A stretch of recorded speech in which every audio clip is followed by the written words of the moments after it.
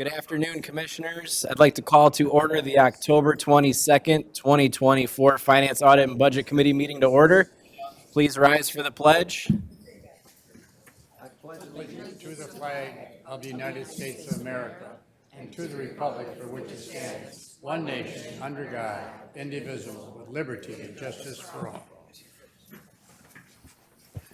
Next, I'll take a motion to adopt the agenda. Romano adopts the agenda. Motion from Wallace, support from Romano. Questions or changes?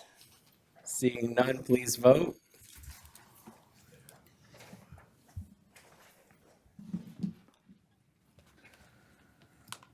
Motion passes 10-0. Thank you. Next is approval of the minutes dated October 21st, 2024. I'll take a motion to approve. Motion to approve Van Sickle. Motion from Commissioner Van Sickle, support from Commissioner Nard. Comments, questions, changes on the minutes? Seeing none, please vote.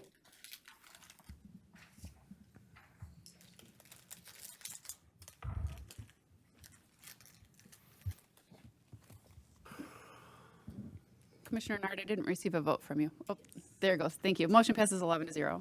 Thank you. Next is public participation. Anybody from the public wishing to speak on any item on today's agenda? You have 3 minutes. Anybody wishing to speak on today's agenda? All right, nobody's jumping up, so we will close the first public participation. There's another opportunity before the end of the meeting, and we will move right into budget reviews. I will take a motion to receive and file items A, B, C, D, and E. Support Lucido. Motion from Commissioner Nard, support from Commissioner Lucido. And we will start with the clerk. Clerk Forlini is here and has a presentation. And Commissioners, we are on page C21 in our budget books. Mr. Clerk, go ahead. Thank you, Commissioners. Was anybody ready for this upcoming election season to end? You know, we're going to ask you Whoa. that question. Are you ready? Wow, I'm ready. It's been a wild year, so I wish everyone the best. And let me talk a little bit about our clerk's office, because it's more than elections, right? It's more than elections. First off, I show this slide every time at the very beginning of my budget presentation, but this is, I feel as if in the entire county, I got one of the best teams of supervisors and leaders in the county. Every one of them, Kathy Smith, who just celebrated her 40th anniversary. Oh, boy. They couldn't miss the signs. And Jennifer Walker, who came in from knowing nothing about registered deeds to presenting nationally in front of the groups that PRIA, I think it was PRIA, and also at the state level, showing other registered deeds what we're doing. And I'm going to tell you, when we got done with that presentation, it was their mouths fell open and says, "What the heck? Where is this coming from?" So we're kind of leading the path in a lot of areas. And Brian, who's been here for a while and also was one of you at one time, brings a great insight and balance to the whole group. So I'm proud of every one of them. They've done a great job, and a reason why we're so successful is because of those people behind me. Just talking a few numbers, okay? The court clerks processed in 2023 337,000 documents. Think about that. And that's a group of about, what is it, Kathy, about 26 people or so in that department. And that's an increase from 2022.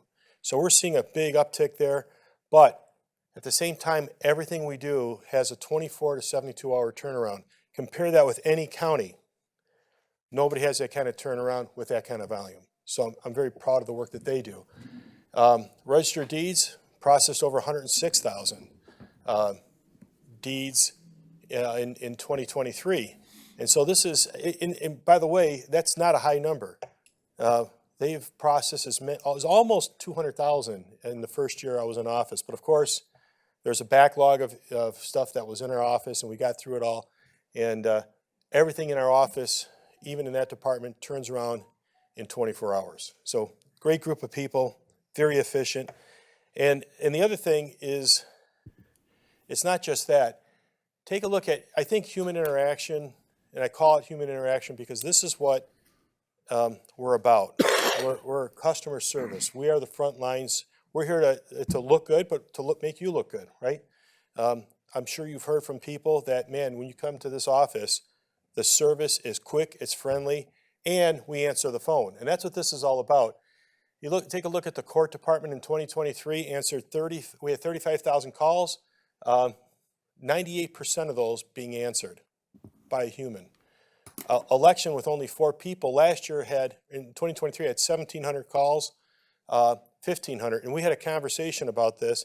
Mike, why are your numbers so bad? Well, there's only 4 people, right? So if 2 go to lunch, they're 50% gone. But look at this last year, how many calls they've gotten with the same amount of people, 87% of those calls get answered. So, and I would hope that if one of you were to call, you're going to find that same thing. You can go right through down the line with all our different departments, the amount of people we have. They do a tremendous job being friendly, and it's partly the technology too. So we've changed how we think. When our office was shut down, we moved to another office and don't miss a beat because our laptops are brought in with the computers, and the phones are all intermixed. So we still have that same rotation. We're still answering the phone. So in spite of all the things that have happened, we've maintained, it says 96.28. We talked about that. We slipped a little bit. We're going to have to do something about this. And maybe next year, when we don't have such a big election, we can bring those numbers up. The other thing that you guys might have seen, when I took office, there was this thing called Fraud Notify. And what is this? I don't even understand it. And there was a little over 1,000 people that were signed up out of 300,000 properties in the county. And I says, well, what good is it? We're paying $1,300 a year for the service, and we only have 1,000 people or so signed up. Well, we decided, and with your help, we marketed it. We put it out there. You might have seen some of the videos, I'm sure you have, and the Barbie video maybe. And we talked to Barbie, had her fraud notify, so she got her house back. It was all good. But in the since 2023, February 2023, we've increased almost tenfold. So we have over 10,000 subscribers now. Just this past week, we had over 150 people sign up for that service. So the cost is the same. So the average price per home that we protect is pennies now compared to what it was before. And we're hoping, it was a goal that by the end of this year, we'd hit 10,000. We've done it already. So it's been very effective. It's been effective in its approach. And again, a government service that's actually being used and worthwhile. With beyond that, though, we've got a lot of innovative programs that we've come up with. The one I talked about earlier, where our Deputy Register of Deeds spoke nationally and also at the state level about the deed track indexing, the property spine, she calls it. This is going to be a huge hit. This is something that could have taken 30 years to complete, which is going to be complete probably within 2 years. We're at the tail end of it right now, and we're hoping that in the next few months, we'll bring that to a conclusion. We're working with our software company, Tyler, to make it work on their end. So most of it's been done, though. I don't know if everybody here is campaign finance. This was something, it doesn't seem like it should have been that innovative, but campaign finance, instead of doing your campaign finance paperwork by hand, sending it in to us, have us enter it in a second time. When you do it yourself, it's entered, we do the math, the program does the math for you. Believe it or not, it's innovative. We're one of the very few counties that have that kind of a system, and we've had a lot of great comments on that. If you notice on election night, we got election night reporting. It's a new interface. Still working on some of the details, but also historical search of election records. You can look at some pretty cool things now, looking back through history on what the elections have been in the past. So that's a great little program. Both of those that bring Macomb County up to speed. By the way, the election night results, the company we used in the past, when I say company, it was one guy out of New York that used to live here doing the whole thing. And can you imagine if something were to happen, we wouldn't have election night results. So we had to really upgrade that in fairly short order, and we did. A couple other things, and Commissioner Wallace was a part of this picture here. And it was brought to us by her. She says, hey, yeah, I got some high school students that we'd like to have. And so when we talked to HR, they says, well, we don't have anything like that. So we pushed it a little bit, and HR worked through it, and we have an intern program, which I think we owe it to our kids. We owe it to the youth to be able to bring them in and teach them what it's like to work in an office environment. And I'm telling you, it is very telling to see the talent that potentially could be there and the talent that's not there. Kids nowadays, we gave them, one kid from Fraser, gave her a written thing of things she needed to do. She had to come back to us and says, I don't know what this says. What are you talking about? She can't read cursive. You can imagine that. Seems hard to believe, but it's true.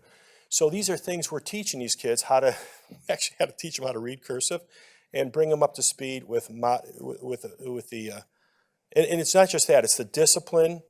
It's I know Kathy Smith had several conversations with one of our interns because, hey, I don't want to work Fridays. Well, you're going to work Fridays. Well, why? It was those kinds of conversations that get kids disciplined into the workforce. The other thing we've done, and the reason why we can answer the phone call and get so many things done is because of the cross-training we've done. And I think into this next year, we're going to really expand on that, even cross departments. We're going to look to see if we can integrate between departments because it's similar software, and see if we can get two different departments working together and being able to, there's times when, right now the deeds are down, so we're borrowing those employees in elections, but why not vital records, register of deeds, elections, all that. So that's in this next year what I'd like to adventure into and see if we can cross-train our employees even more than we have already. I want to hats off to the sheriff. Sheriff Wickersham and I have worked great together, and election night results, they're partnering with us to bring in the sticks. And the same thing with the treasurer. When I first came on board, we were talking about tax certifications. We're on one end of town, they're on the other end of town, and people come in and say, they bring in their deed in, but they don't have it tax certified. Sorry, you got to walk all the way down to the treasurer's office, to this building here, and then walk all the way back. And at first they says, no, we can't do anything about it. But we worked it out, and now we've tax certified several people now that they don't have to come all the way out to the treasurer's office and then walk all the way back. So these are great partnerships we have within the departments, and very proud of the relationships we have with everybody here. And then, finally, the restored faith in elections. This is a hot one. I had 4 interviews nationally just yesterday. Macomb County is the epicenter, and there hasn't been a day in the last 4 years that I have been able to sleep well worrying about this upcoming election. All eyes are on Macomb, and we've done everything we possibly can. And of course, we're always thinking, what have we missed? What have we missed? To restore the faith, to let people know what we're doing, and they should have complete confidence in their elections. And we've done a lot of work in that, and part of it is transparency, being very transparent with whatever happens. You might have seen the issue in one of our communities where 4 people voted twice.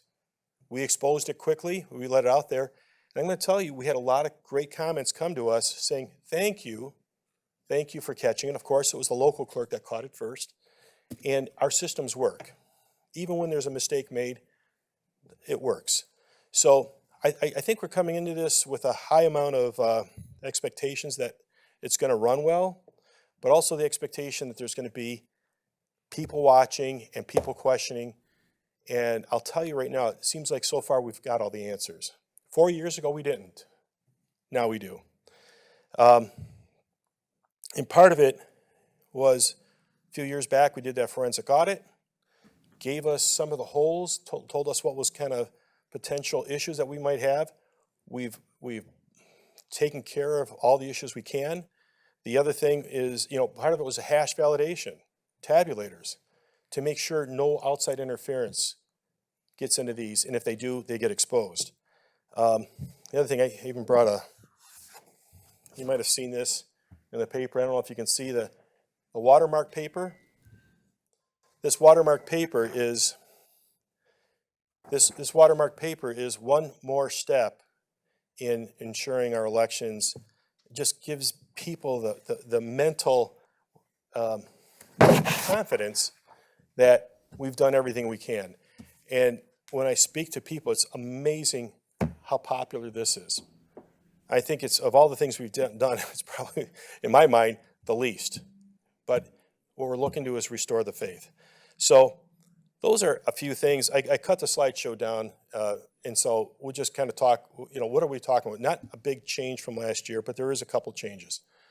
With all these things in the election department, the forensic audit, the hash validation, improved worker training, election worker training. We've trained over 500 individuals. We didn't do that before.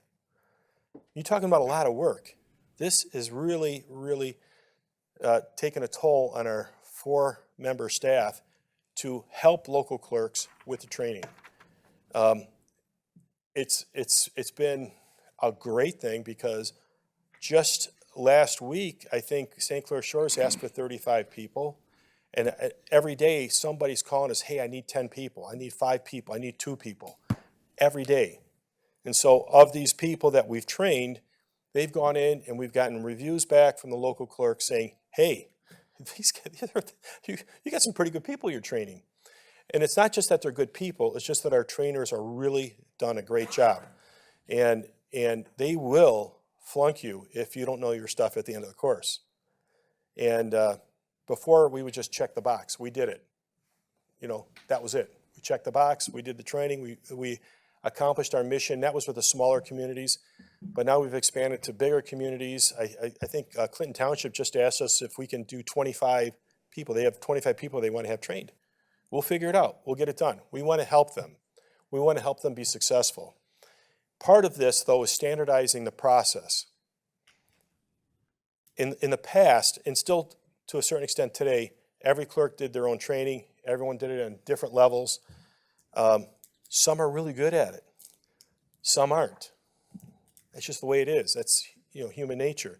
So we're trying to standardize it so that the training we do is standardized across the county and allows our local clerks to focus on election night as opposed to just focusing on recruiting and training. So this is taken its toll on the election department, and I think going forward into the future, we're looking at having to change a few things in elections. First off, I think we need to add a little depth. I know we need to add a little bit of depth because we've been borrowing from other departments. The problem is that's not their home. Their home is maybe in registered deeds. Their home is in the courts, and so they're not getting that really deep concentration of knowledge from the election department. So we are looking to partner more with the local clerks. We want to help them more. We want to standardize more, and that's going to take a little bit additional. It's going to take more people. We're a little bit more high tech with some of the things we're doing. This hash validation that we've helped the local clerks with takes a lot of time. It takes people out of the office, and it's not easy. In the past, we were thinking internally. We just did our thing and didn't worry about the rest. Now we got to worry about the rest because if something goes wrong in St. Clair Shores, we look bad. If something goes bad in Ray Township, we look bad. And if you remember back in 2020, there was all this controversy. I took all the hits for the local clerks so they didn't get bothered with it. But, this time around, we're going to do the same thing, but we're going to be better prepared. And that's part of all of our training. And so we're going to be focusing externally more in the future. That's what we'd like to do. So, the proposal to the board is to add a budget neutral position, transfer a position from Register of Deeds. Because we've done so much cross-training, we've found that we can do things more efficiently now in the Register of Deeds office and move that person to the elections. Okay? There's no increase to the general fund in that type of a move. And this person, would they always be sitting in elections? No, we want to cross-train that person that in off years, they can move over and help a department that needs more help. But their home base is in elections. And by having that, it makes it a little bit easier when we get to issues like overtime and other items that we need to do. It's a person from elections that's doing it, not, I don't have to go through the whole staff and register of deeds and get the highest seniority to bring over that they don't necessarily know that information. So bottom line, no increase there. But there is a bigger need at a higher level position. The amount of things you've seen us in the things I've shown you, and there's other things that I haven't even mentioned that we're doing, requires a high level of knowledge and a high level of expertise. And so with 25%, if you lose one person, you lose 25% of your staff in a very important department. That makes it critical. So what we're asking is for a chief service clerk to be able to do the internal things as we start moving externally and taking on other things with the local clerks, helping them out. So that's really from our standpoint and all the different departments, that is our ask of you today. And that's it. I can start over if you'd like. He can watch the replay. Thank you, Tony. We do have commissioners with questions. We'll start with Commissioner Ha. Thank you, Chair. Tony, knowing and Your mic's not working on. with most of your staff, Commissioner, Mike. mine's on. Oh, it's on? Okay. It's hard to You hear. want me to start over? Please. Knowing and working with most of your staff, you have one of the best, if not the best, in all of Macomb County. Thank The you. enhancements that you have made have just been phenomenal. Your people have worked. It's a people-oriented group, and dealing with the campaign finance system, the public service messages that you put out, the training that's taking place, you should be commended for that. You know, I have a clerk in the family, and I have a clerk living down the street from me.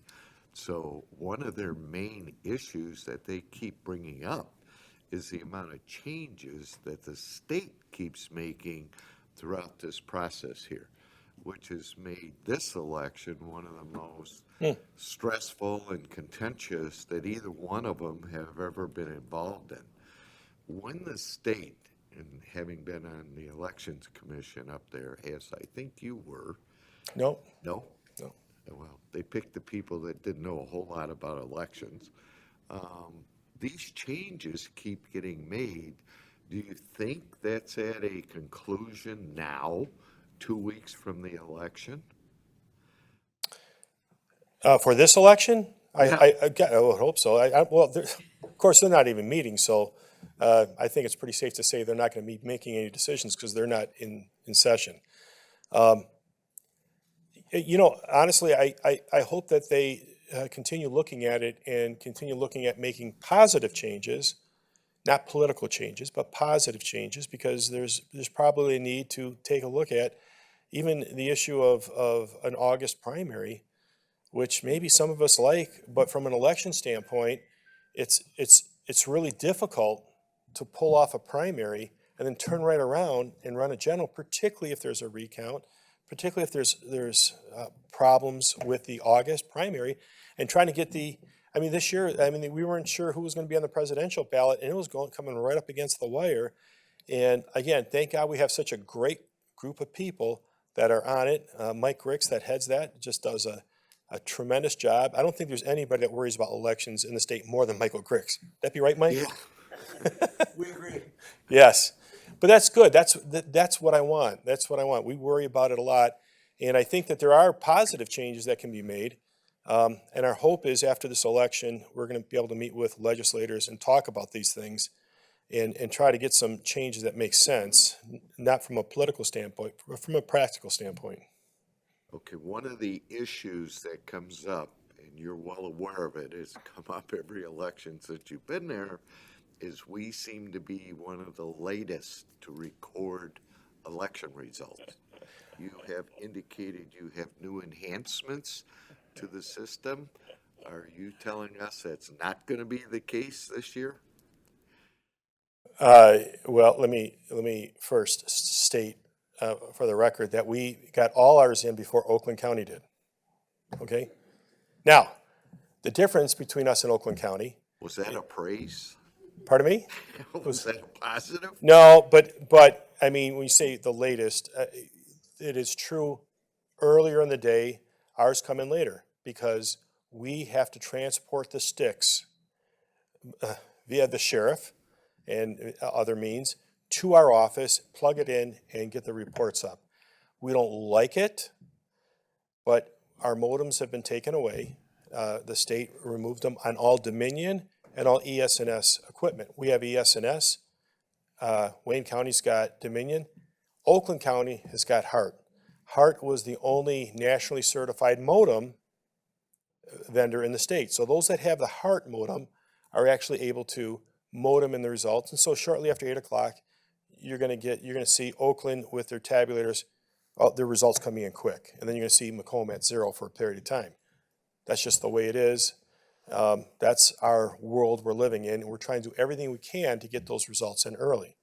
By the way, Roseville is one of the best in getting the results in early. They've got a great system in place that they've worked on and perfected. And I think you might see Roseville's coming in sometime around 9:30.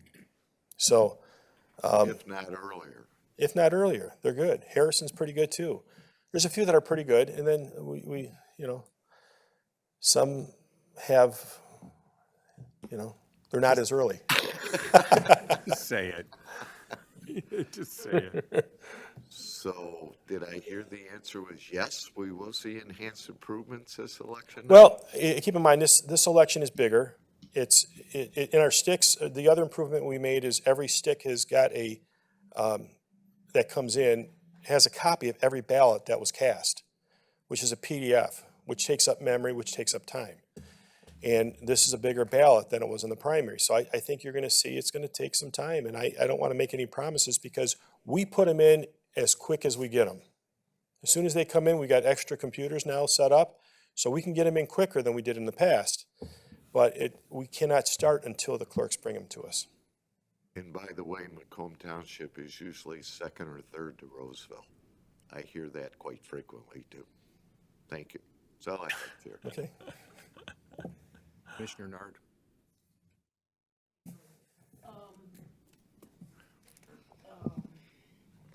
Commissioner Hall asked the questions that I really wanted to ask. But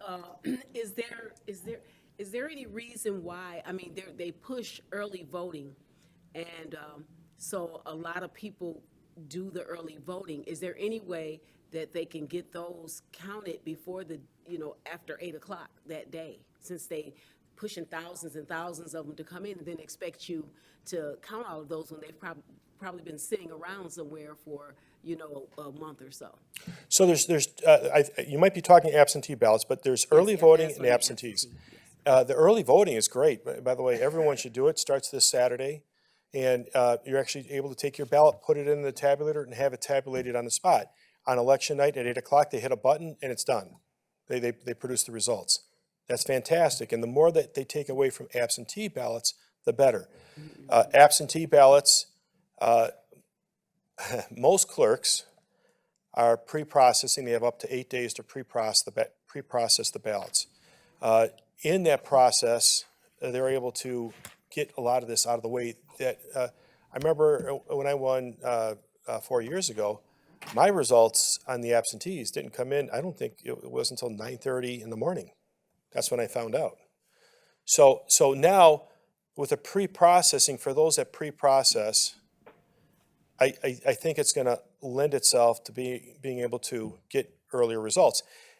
Sterling Heights has got a little bit of a pilot program actually, and what they're doing is they're taking a tabulator for the early or the absentee voting, the pre-processing, and they're putting it through one tabulator, and then the day before election day, they don't do it anymore, and then election day, any ballots that come in, they're putting it on a different tabulator. So that stick, we should be able to get results from Sterling Heights on their absentees earlier because it's not confused with day of. Because, of course, you can put it in the Dropbox up until 8:00 p.m. So they got to tabulate those, after 8:00. So by her doing that, getting the thousands and thousands done ahead of time is going to be a big benefit. Okay, yeah, because I'm running into a lot of people that this year, for some reason, don't want to vote. So I'm really pushing them to vote. I'm going to be pushing them to come out Sunday when we start our early voting. But Saturday. It's really difficult. This Saturday. Yeah, this Saturday, yes. And then I have a lot of other Bangladesh community that they were ordering their ballots, but then they were telling me, I'm just going to throw them away. And I think that a lot of them are just feeling some kind of way about what happened in Warren, during that primary when those polling places were moved like that. I know that some of them, we were told that the school didn't get it fixed. What influence do the county clerk have in a polling place deciding that they're going to, take their time to fix it? They know that voting is there. You got seniors and people that know that this is where I vote all the time. What is it that we can do so that if they're going to repair a school and try to have it ready by, the day of the election, what could we do to try to get that move done way before so we can notify the people in enough time? Because there were about 4 or 5 of them that, we didn't find out about I didn't find out until the next day, but the voters didn't find out till they got there and nobody was there. So what Right. can we do to guarantee that that's not So what you're talking about is a very unfortunate situation that I don't believe we knew until that morning. We read in the news that they decided to shut down that polling location, which I don't know, how many precincts were there? Several. one of them was 4 and the other one had 3. Okay. It was about 7 or 8. Yeah, 7 polling locations. So that was unfortunate, and that's another reason why you don't want to wait until Election Day, if you don't have to, vote early. I can give you examples across the country of this kind of a thing happening on Election Day because of weather. In May, on the other side of the state, on the special election in May, I forget what it was for, but there was a tornado in May on Election Day, right? So who's going to go out? In your case, there was an incredible rainstorm, probably the only one we had all year, on Election Day in the primary that affected the vote. You see in other parts of the country, so I would just encourage everybody to early vote. It's tabulated, it's in person, just like on Election Day. And we have met with emergency management. We've talked about thoughts. They're getting an inventory on having generators. What can we do? How can we prevent this from happening again?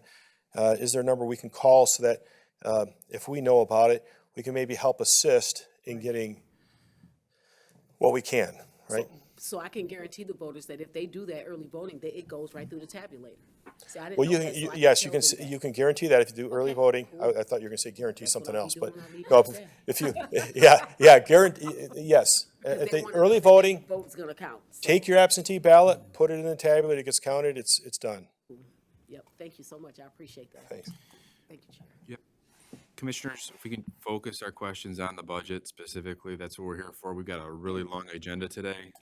So please focus on budgetarily. Your questions focused on that, please. Wow, that list just dropped. Chair speaks, everyone listens. Commissioner Kraft, I believe we're still first round. Guess who's still standing, Tony, when it comes to the money? So I'm looking at the capital improvement plan, and the list you have here for your office specifically is around $319,000.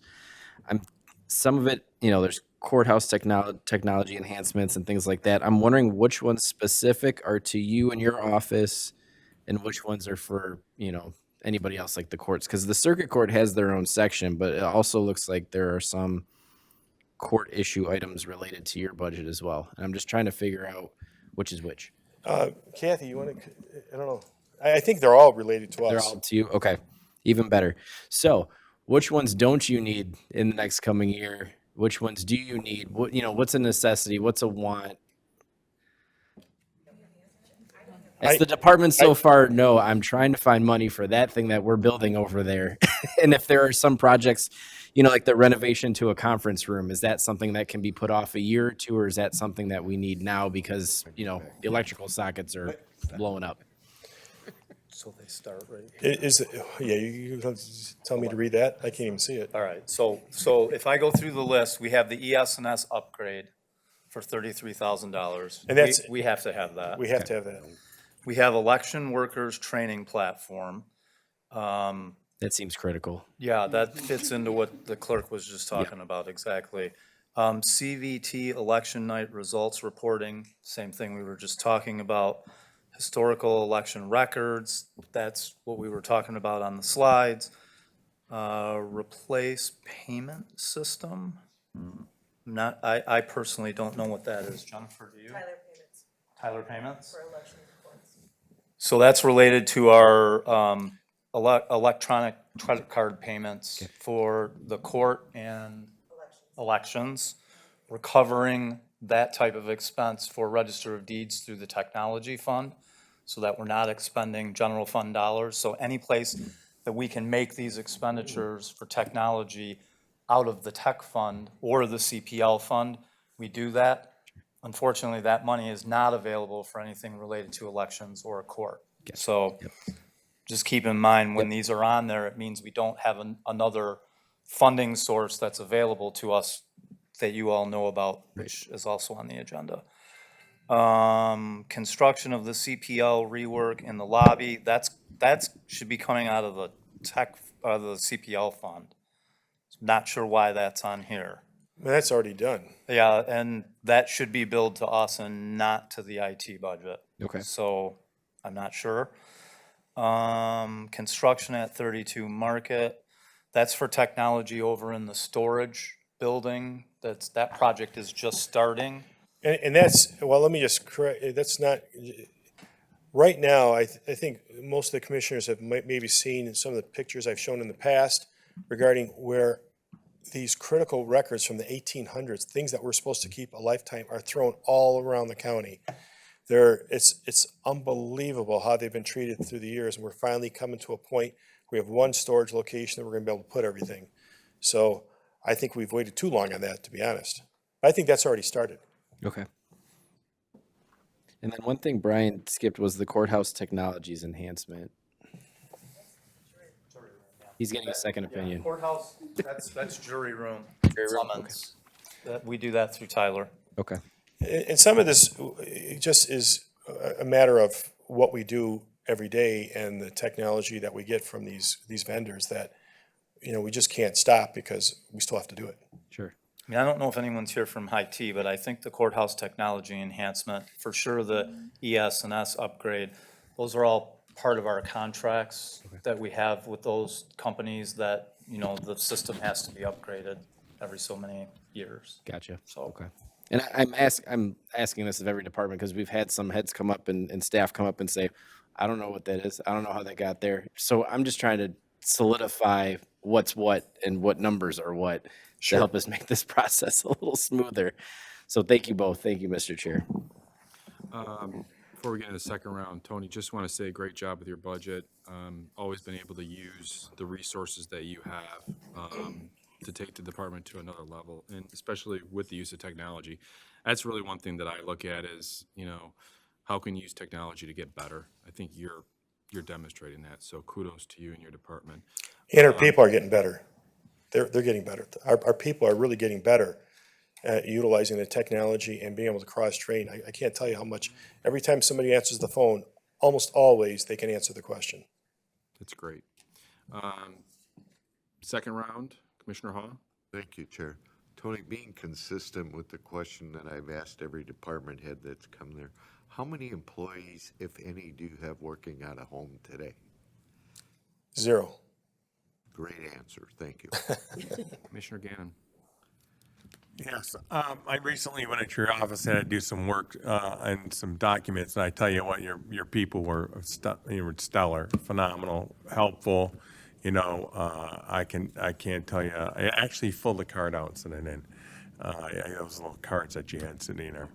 My question is this: under your licenses and permits, I see that in 2023 you had 103,000, and you're banking on 29,000 for the rest of the year's forecasting. Is looks like there's like 100,000, 50,000, 75,000 there that you're not putting back into your revenue stream? Is that, you just don't have the figures yet, or just basically it's lowballing it?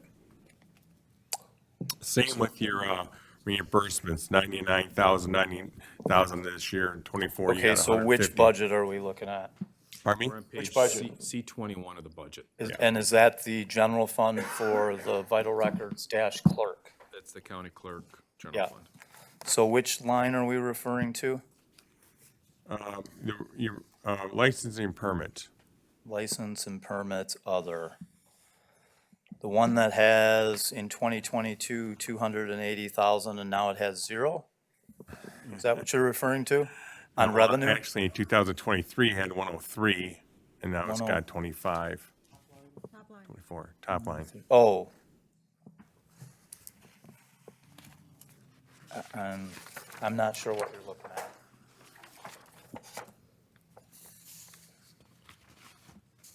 So we're talking about C215.0001? The fund number is 215. Yeah, 215, all right. So license and permits revenue dash what? It's just the general, the total for the budget for 2025 is $29,000. 2025. That's the line that Commissioner Ganem is asking specifically. I don't see that on the sheet I'm looking at, so that's why I'm confused. I'm And not we're sure I under, can see we're any of under that. revenue, right, not Yeah, expense? you probably have the detailed roll down, so if you sum up that should get you to 29,000. I don't see that, so I'm not sure. I can, You can get back to me, and I just wondered why that, $75,000 drop that's going to be extra revenue for you coming in. I'm projecting that because looking at the past, it looks like it went from 33, and then it went to 103, and now it's at 25, and then 25 it's going to be 29. I don't know why it dropped so much. I'm hoping that the permit licensing and permit fees come back. I'm not sure I'm gonna have to get back to you on this, because I'm looking at my sheet and I don't see that, so I don't know if there's anybody that can help. Is it possible it's not updated? Is it possible it's not updated? Maybe the permits haven't been put in? No, I'm not sure. You wanna look at mine? Yeah, I know, but so here's, the problem is we don't operate off that book. That's the book made for you.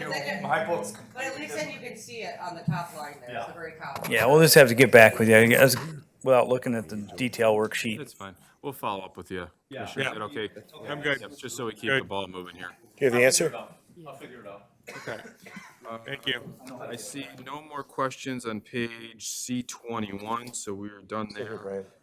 Brian. And all the questions were asked on the capital improvement plan as well by Commissioner Kraft. So we'll move on to page C20. This is the Civil Service Commission page. Any questions there, Commissioners? It's almost exactly the same dollar figures as the previous year. Don't see any questions there. We'll move on to elections, page C28.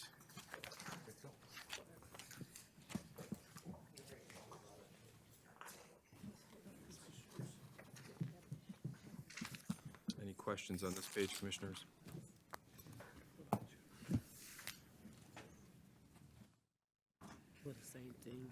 Tony, just a quick, I may have missed it. Your contract services for elections dropped from 1.8 million to $30,000. Did you talk about that? Off here? What was it? What was that number? It's What was your it? contract services. I believe it's because So- it's an off year. so- It's not an election year. Is that Correct. Got it. Right, it's because it's not a presidential election year. Most of that Next year. money is related to ballots, Yep. all that stuff, yeah. Okay. Seeing no other questions on that page, we'll move on to page C43. This is Jury Commission.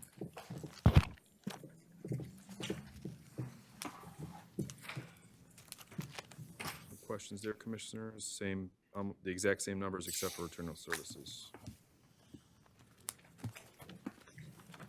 I don't see any questions there.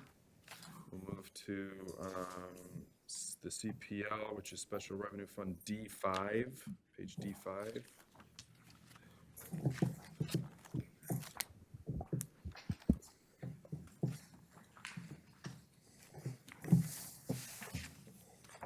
Kraft. Thank you, Mr. Chair. This might be a Steve question. Steve, in the capital outlay line, we have, $25,000 budgeted. And then we just spoke about that construction for 18,000. Right. Could that be attributed to that? Is that 25,000 separate of that? So I'm not sure, I can't answer that, but in our current budget, that line is, we came to the board earlier in the year to appropriate money to pay for that construction project. So I think the 25,000 is what we annually put in that budget in anticipation of anything we might do. I can't tell you that we have anything planned, but remember, this comes out of the CPL fund, which has a fund balance of $2.3 million right now, so. Yeah. Got it. Thank you. Yep. Thank you, Mr. Chair. Okay, seeing no other questions on this page, move on to Register of Deeds, page C58, I'm sorry, 56.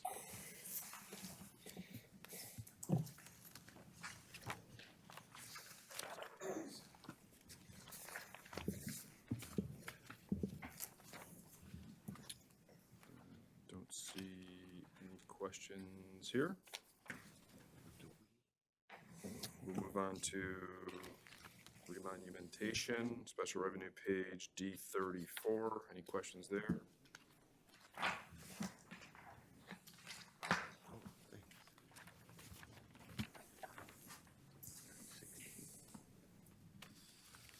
Don't see any questions there.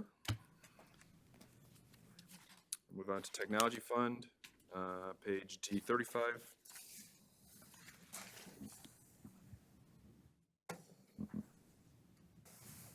Any other projects you're looking towards with the technology fund use at all, possibly? I know it's specific to that fund, but.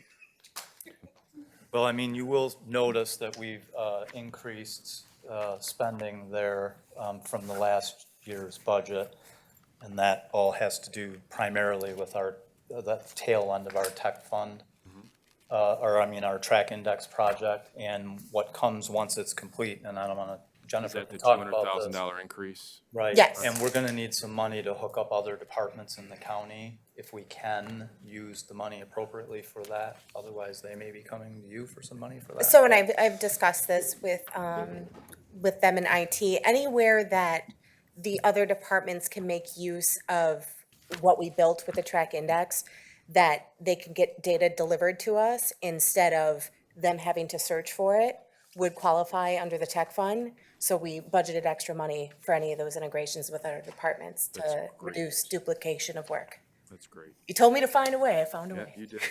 Well done. Okay, seeing no other questions for the clerk.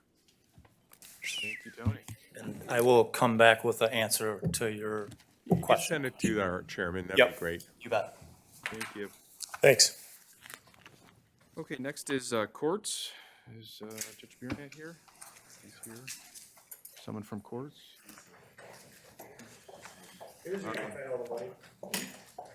So we're going to be on Circuit Court, page C19, Commissioners. That's what page we'll start on. Good afternoon, Judge. Good afternoon. If you'd like to intro anything, obviously, no, you've got the floor.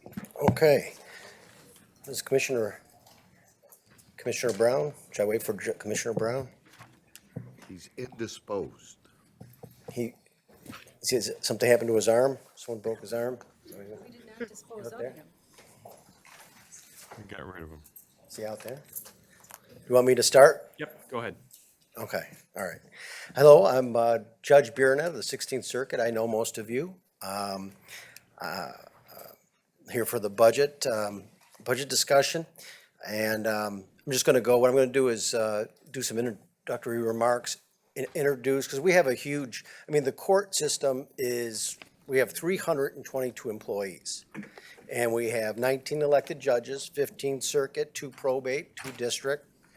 And so, that's, over 322 employees. My court administrator, Julie Bovichin. Julie, if you could stand up. Julie runs the day-to-day operation for all the courts, for probate, district court, circuit court. She is over all operations. And we have Nicole, John Brennan. John Brennan is our probate court administrator, but he had to leave. The deputy court administrator for probate, Marianne Denowith. Marianne, please stand. Probate court, of course, deals with wills and estates and the mental health and developmentally disabled cases. And there are 35 employees in that department. Nicole Folds is our juvenile administrator. Where's Nicole? She oversees 80 employees who deal with all aspects of juvenile delinquency and that. And we got Jean Cloud. If you remember, Jean Cloud was with the prosecutor's office for 2 decades. She just got out of jury duty, so you didn't get called. She doesn't get called. She is the deputy circuit court administrator, and she runs the day-to-day operations concerning our civil and criminal divisions. And that's 75 employees. Our new friend of the court is Brian Nicholas. Brian, stand up. Our last one retired, Mr. Bloom. Brian's our new friend of the court. He oversees, of course, all dealings with family division, child support, child care, and there's almost 109 employees in that division alone that he oversees. Then there's Dara Salonik. Dara, she's our court director in New Baltimore. Romeo, and there's 15 employees there. And then Karen Grazel in New Baltimore. She runs the New Baltimore court. There's 19 employees there. And then Susan DeSabo, our court finance director. Susan? All right, here. Christina Wolfield's our court services director. That's the specialty courts, meaning drug court, mental health court, veterans court treatment, sobriety court, drug court, and the 42nd in district court, and Swift and Sure. And finally, Deanna Riccobono is our court finance manager. There she is. All right, and I'm just going to go over some budget highlights. And before I do, maybe next year this could be a change, because technically, I see the courts, C is Public Defender's Office, D is Child Care Fund. Maybe next year if that could be moved up, them switch, because the Child Care Fund is in the court budget. I sign off on the Child Care Fund. And the big highlight for the court system is that after it was all said and done, we dealt with that. We went and talked to the executive so we could get approved. And what was not approved at the end of the day, after the court was done with their budget, it was a savings to the county for $1.5 million. So that's what was saved from the court. Now that is mostly due to new legislation out of the Child Care Fund. And Nicole, if you can just come up and explain how $1.5 million was saved, I'd appreciate it. Good afternoon. October 1st, some new juvenile justice reform legislation took effect. And part of that legislation was to expand community-based programming and risk needs assessment and diversion programming for youth. And with that came expanded funding through the Child Care Fund for those community programs. We were ahead of the curve. We are already doing risk needs assessments. We have a diversion program and many other evidence-based community programs. So we aren't asking for additional personnel to implement the mandatory changes for us. And even with expanding our community-based programming through partnerships with people like CMH, we're still able to save that money, even though we are asking for some additional funding for programming, but we are not asking for any personnel in the budget this year. Okay, thank you. Can I ask Michelle a question? Chair. Or Sure can. Nicole? Nicole, Yeah. thank you. Could you explain, I've asked staff to do this for me, the explanation on what changed with child care that necessitated moving, as the judge said, people around? The new laws that came in? Sure. So there was a task force that was convened a few years ago just to look at consistency of how juvenile delinquents are handled across the state. And to no one's surprise, different counties, things were handled differently. And so there was this goal to end sort of, if you commit a crime in Macomb, you may get handled this way. If you're in another county, maybe you'll end up in detention. And so they looked at what other states were doing, and the task force made recommendations that were then put into law. And so basically, every case that comes in, every kid and family needs to go through a screening process. We need to be trained in and use evidence-based screening processes. Every case should be looked at to see if there's an informal way to deal with kids, because once they get on formal probation, the next step is potentially they're in detention and then costly residential placement and removed from their home. So additionally, they want to take the information from the risk screening. So risk screening gives you low, moderate, high risk to reoffend.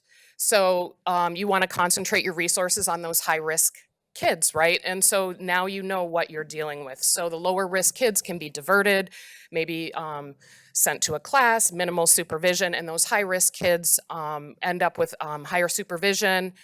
Additionally, they want to divert kids out of detention and residential placement. And so using these tools to identify programs where kids can participate fully in a program in their community and be safely maintained at home and minimize the risk to the community. So there is still going to be a need for detention, always. There are going to be those kids that can't be maintained safely in the community, and will always be a need for residential facilities to serve those kids that are higher risk. Those will continue to be reimbursed by the state at 50%, but all of our community-based activities will now be reimbursed at 75%. And the expanded funding allowed us to move additional staff into that 75% reimbursement umbrella. But if I recall the editorial, it was to attempt to minimize detention and probation issues. Was that correct? It's an attempt to provide adequate supervision and programming for kids in the community and minimize detention and residential placement. Thank you. You're welcome. Thank you, Judge. And so again, that was a $1.5 million savings to the county, and I didn't get my communications director approved, so, but nonetheless, it was a $1.5 million saving. We also, with respect to our budget, an additional probate court judge and their staff. If you remember, you approved that in a resolution back in January. That includes a probate court clerk, judicial secretary, and court attorney. Also, the two positions that we're asking today is one referee for front of the court. That's partially funded by a grant, so it'd be $60,000 to the general fund. And then one deputy county court clerk in New Baltimore. That's $81,300 that includes the benefits. We've also have a number of grants throughout the court system. We have our grant money totaling $364,000 and $425 is for our problem-solving court. Again, that is the drug court, mental health court, veterans court, sobriety court, the drug court and district court, and also Swift Insure. Our self-help center grant was $74,200. Our child care and parental legal representation grant is $206,300, and that which assists with court-appointed counsel in neglect and abuse cases. And the court, and with respect to our workforce, we have a hybrid system encouraged by the Supreme Court Administrator's Office, which allows the majority of the staff to work remote 2 days a week. If there's any questions, I'm here and all my staff's here. Thank you, Judge, for the presentation. I'll tee it up. You may not have the answer to this, but I'm just looking at your personnel line item, and your dollar amount goes down, but your position count stays the same. Steve, is that just an error?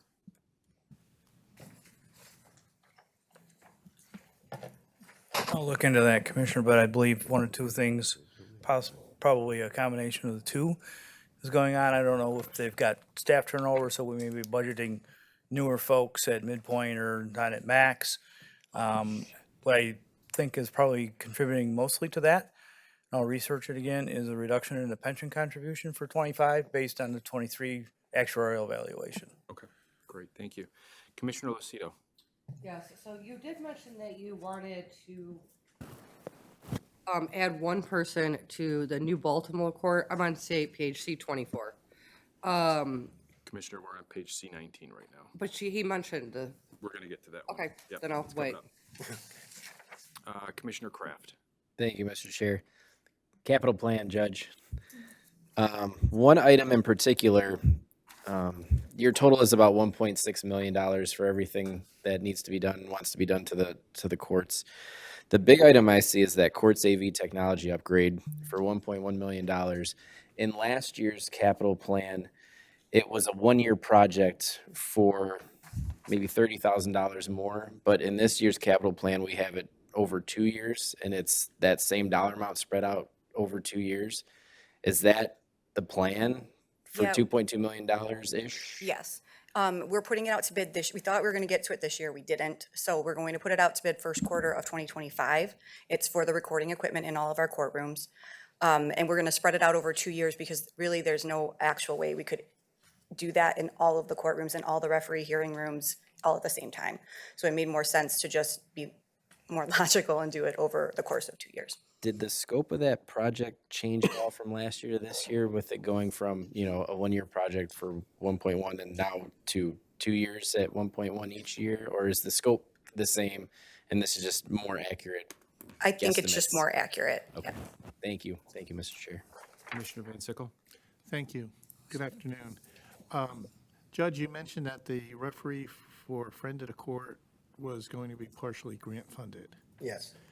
Do you anticipate that grant to be continued on into future years? It's basically a permanent grant. The Friend of the Court has grant money for the entire department. Okay. Thank you. Thank you, Chair. Commissioner Hall. Thank you. Oh, you got, And right. Commissioners, We're not on that page yet. we also eliminated an interstate position to offset a great cost of that referee. It wasn't the entire cost, but we are eliminating another position to offset a majority of the cost for that referee. Thank Right, you. thanks, Brian. Thank you. Commissioner Hall. Thank you, Chair. Judge, if I heard you correctly, you said you had roughly 323 employees. Yes. I added up the grant employees, it comes to, from what we have here, 234 that are under grant. Does that sound correct to you? Under, I've got child care, community corrections, friend of the court.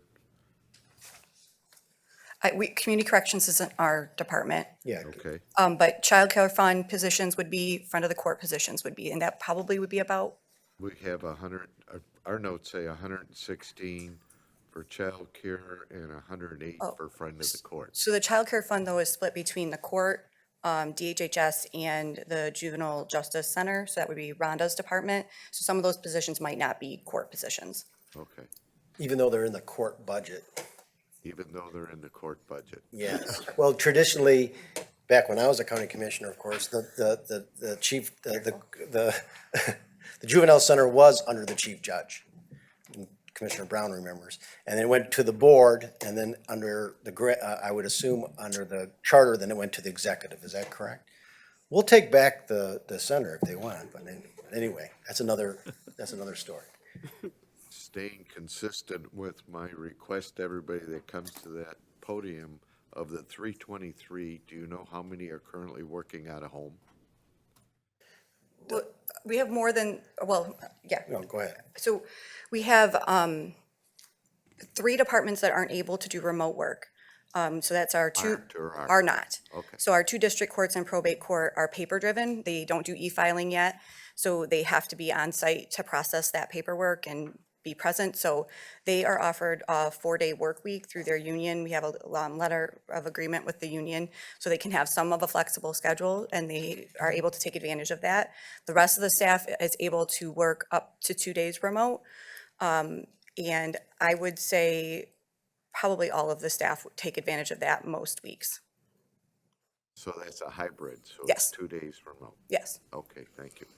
We do have a few groups that we have on site more, so like our IT department, because they need, if something goes down in a courtroom, we need them there to go fix it. So they only do 1 day remote. So it varies a little bit, but majority is 2 days. Why is that, That we allow 2 days. the hybrid? Well, obviously we started during COVID. We have found it works. Okay, I should have qualified any question I asked because I've done this in the past. COVID was 2.5 years ago. I understand. Okay, So. But we do find that any it works. reference to COVID does not sit well We- with the 13 of us up here. Well, we wouldn't have started it had COVID not happened, Okay, so. so COVID's over. Yes, we do find that it works. We are able to supervise our staff remotely very well with technology. We know how many phone calls are answered, how many things were processed, who's working when. This hasn't been a problem for us. We don't see our work changing at all. Staff enjoy it. It's a perk that we can offer that does not cost anything. It helps with recruitment. It really just helps. So if we were to eliminate it, I think we'd lose a portion of our staff pretty quickly. Thank you. Thank you, Chair. Commissioner Brown? Your staff would quit if they can't work from home, is that what you said? Yes. Oh, really? They don't need the money apparently, right? I'm just curious, we lost staff even when we brought people back more. I mean, you see retirements, you see people finding jobs that are completely remote. We just have lost staff due to remote work. So you don't need as much space then as you say you do in your report here? Well, we actually. Yeah, our staff, I mean, our space needs, if anything, we're at capacity for staff. And in fact, this probate court judge that we just got, we don't have a court. So in Judge Coretti's court, down the hall, there's a room. That's the new, that's where the new probate judge is gonna be with this staff. And so we're adjusting as best we can under the situation. But right now, we're kind of like doubling up on a court itself, which is unusual, but it's the way it is. I believe that, but I see in your challenges that you don't have adequate technology to deal with the technology implementations. So adequate technology support and resources to meet technology implementation. So you don't have the tech, you need technical support in your office is what you need. Often we run into issues with, so we have our court IT department that we have 5 people in our court IT department that can help assist in the courtrooms and when we need something changed or updated. But we run into problems sometimes because we don't have the same administrative rights as county IT. And so that does cause us a problem at times. So we have to work very closely with county IT. We can't, for example, install a printer without county IT being there to do it or doing it remotely. And those are just challenges that we have. So scheduling is what you're saying is? Sometimes, yes, yeah. Okay. All right, thank you, Judge, appreciate it. All right, thank you. I did see the room the judge is going in. Poor, whoever it's gonna be is gonna draw the short straw. Yes, well, that's the I probate think it judge. looks lovely. It looks great. It looks lovely and. Good answer. In fact, you were with me, when we Yes. visited, yeah. Judge Coretti's If anybody would very like to see happy it, that. it looks lovely, so it will be a great courtroom. All right, thank you. Judge, just really quick on your budget, I really don't have any questions. I mean, it's almost like a carbon copy from the previous year. Thank you. The only question I have is just the supplies and services, looking at your, just going back a few years ago was at 879,000, and this, for next year, you're requesting almost 1.2 million. Where's the big change in those years for the increase? What are we doing differently? Looking, but. Okay, and you can get back. Okay. You can get back with us on that question. But I mean, kind of following up with what Commissioner Hall has been asking all these departments, I agree with. What I'm trying to understand is that, is this a policy by HR? Is this a policy by each department? Is this collectively bargained? Because when I start looking at everyone's supplies and services in our IT budget, does that mean when we allow our employees to work from home, we have to then provide them with more technology? Or are they taking their devices home with them Correct. and bringing them in? So we're not incurring any additional costs, Correct. correct? That's correct. Okay. So, for example, a staff member that's on a hybrid, do they typically work with a laptop, an Correct. iPad? What? Laptop, Okay, laptop primarily? Yep. Okay. And then when they come into the office, they have a docking station, I assume? correct. Okay. with what, 2 monitors, 1 monitor? Two what- monitors. Most setups are two monitors. And at home, do they have 2 monitors as well? A docking station, the same setup, or are they just using their laptop? Typically, they're just using laptop. Okay, all right. And I think that's why a lot of these questions are coming about, because each department has a different answer for this question. I think it's a valid question. And I give Commissioner Hall kudos on this one, because we're just getting answers all over the board on this. So, Commissioner Wallace.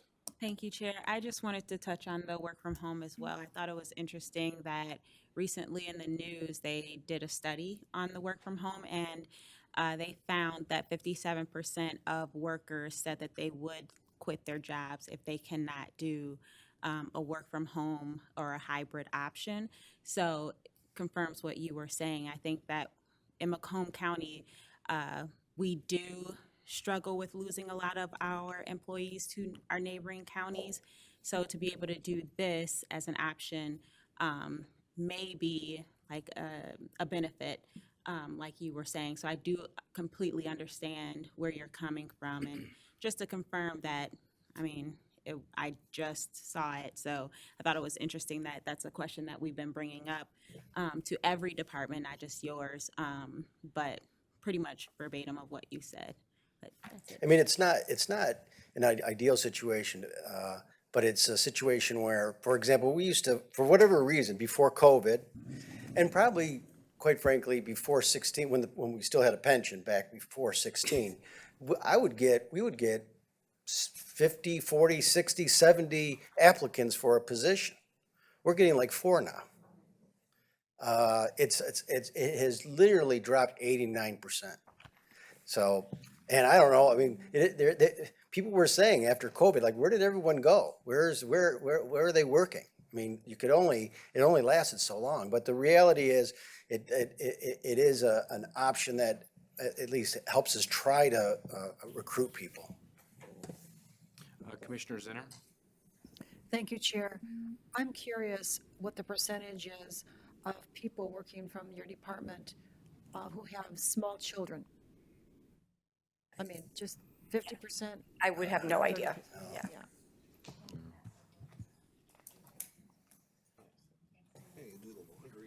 Okay, thank you. Commissioner Ganem? Good afternoon, Judge. Going back to just the fairness of working from home, can you work from home? Can your court clerks work from home? Can your deputies work from home? Well, I'm just saying is that the firemen Actually- can't work from home, the paramedics, the police can't work from home.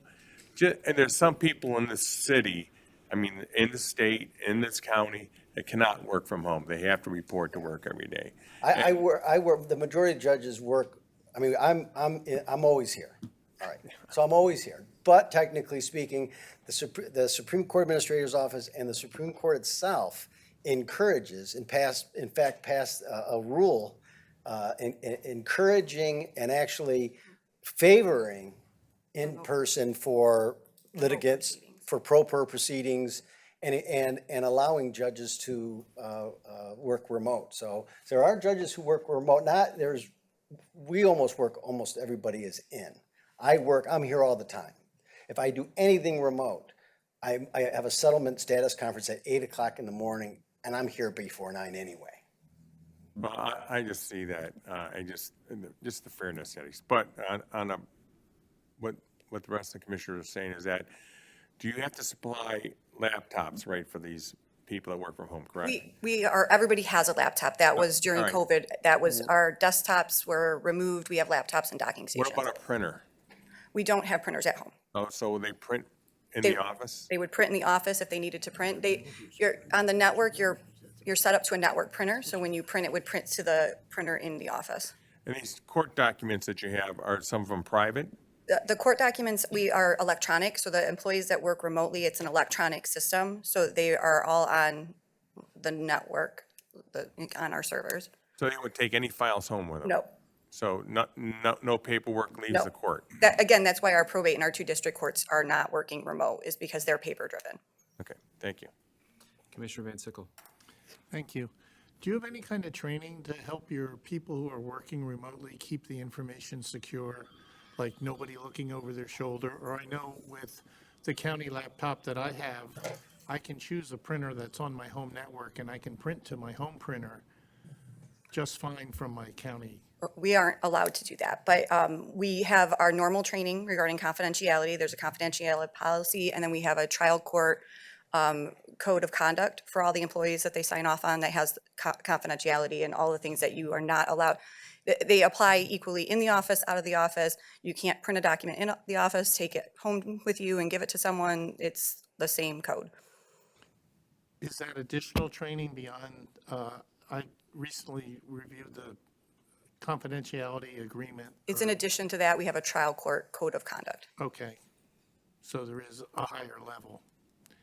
Yeah, because personal information and confidential information is quite a concern, considering how many fraud attempts and scam attempts there are out there, and we want to make sure that we don't become an inadvertent assistant to something like that happening. Thank you. Thank you, Chair. Second round, Commissioner Hall. Thank you, Chair. And instead of debating this issue, my goal is to just get a number. And I would like to suggest, because if Commissioner Wallace saw the same Channel 4 story I did about people working at home, it said productivity was down 48% because you had people working from the beaches and using their laptop computer. It's on Channel 4 News if you want to go see it.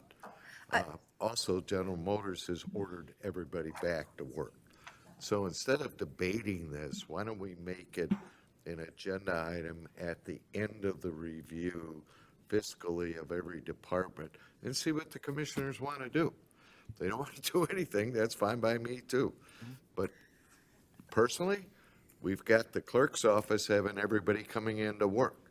I don't think it's fair that the other departments are doing a hybrid system and allowing people to work out of home when you don't know what they're doing. I know my brother works for a quality company. They have put monitors on their computers with cameras to assure that they're actually sitting there working at home. I think that's ridiculous, but that's what their company wanted to do. So my suggestion is we put it at the end of the financial process and look at it from a policy perspective. The judge has the prerogative to say everybody comes back to work or not come back to work. Really, I don't want to hear ever again somebody being ordered back to work is going to say, then I quit. Goodbye. That's just my feelings. Thank you, Chair. Good point, Commissioner.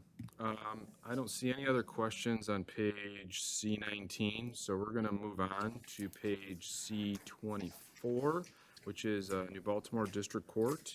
Yeah.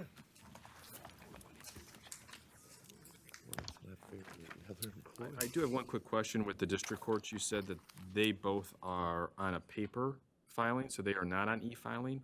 Why are they not on e-filing? The state has not permitted us to go to e-filing on those two courts yet. We anticipate by the end of 2025 for the two district courts. Commissioner Lucido has been patiently waiting to ask her question. So you said you were going to increase your staff, your clerical staff by 1 at the New Baltimore Court. I guess my question is why is it necessary? Hi.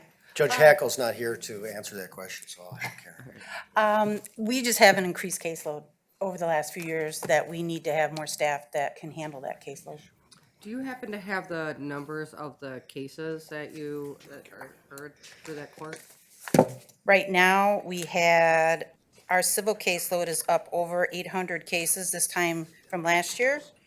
And our criminal cases, hold on, I have it right here.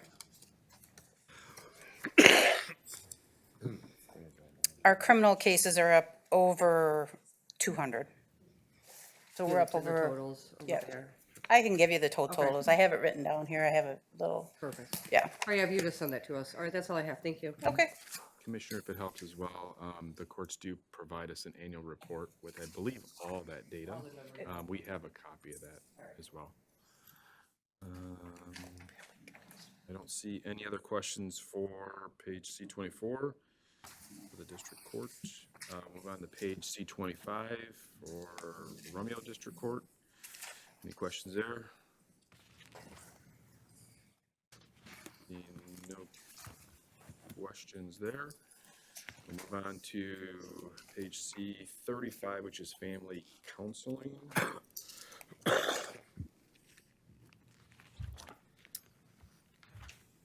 Almost a carbon copy of last year. Any questions, commissioners? Seeing none, we'll move on to Juvenile Court, page C44.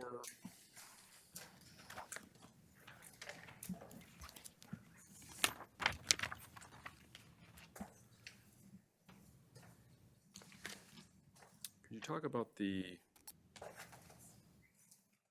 position count change here? Is this a restructure?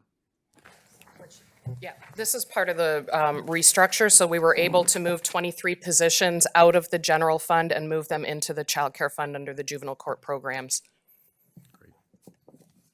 That's what I thought you said earlier, so just wanted to confirm. Okay, seeing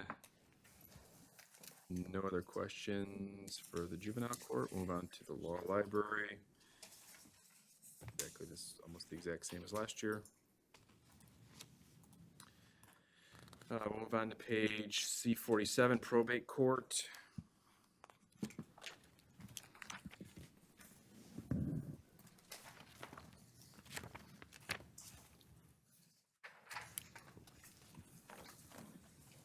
Any questions there, commissioners?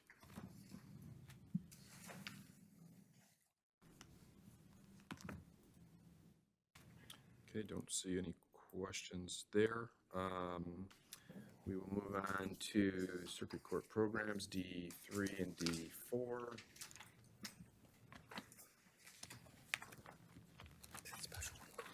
Any questions on page D3? Commissioner Hall? Thank you, Chair. I think Commissioner Kraft, Judge, was hitting on this. Under the capital outlay, there was 1.6 million, and it looks like it's enhanced or new computer technology. Am I reading this right? In the capital? Okay. Is that spread across all of the court? Yes, those are for So all it's of our usage- courtrooms. Usage shared amongst all of the court? All the courts, district court, probate court, all of our hearing rooms at FOC and juvenile. Okay, and the one was courts AV technology upgrade. Yes, we're putting out to bid our recording equipment for the courtroom. Thank you. That's all I have. Quick question in regards to the 110 that we're transferring in from the general fund here to balance this. What is that specifically for? Is it specifically for a program? Anyone in finance knows that?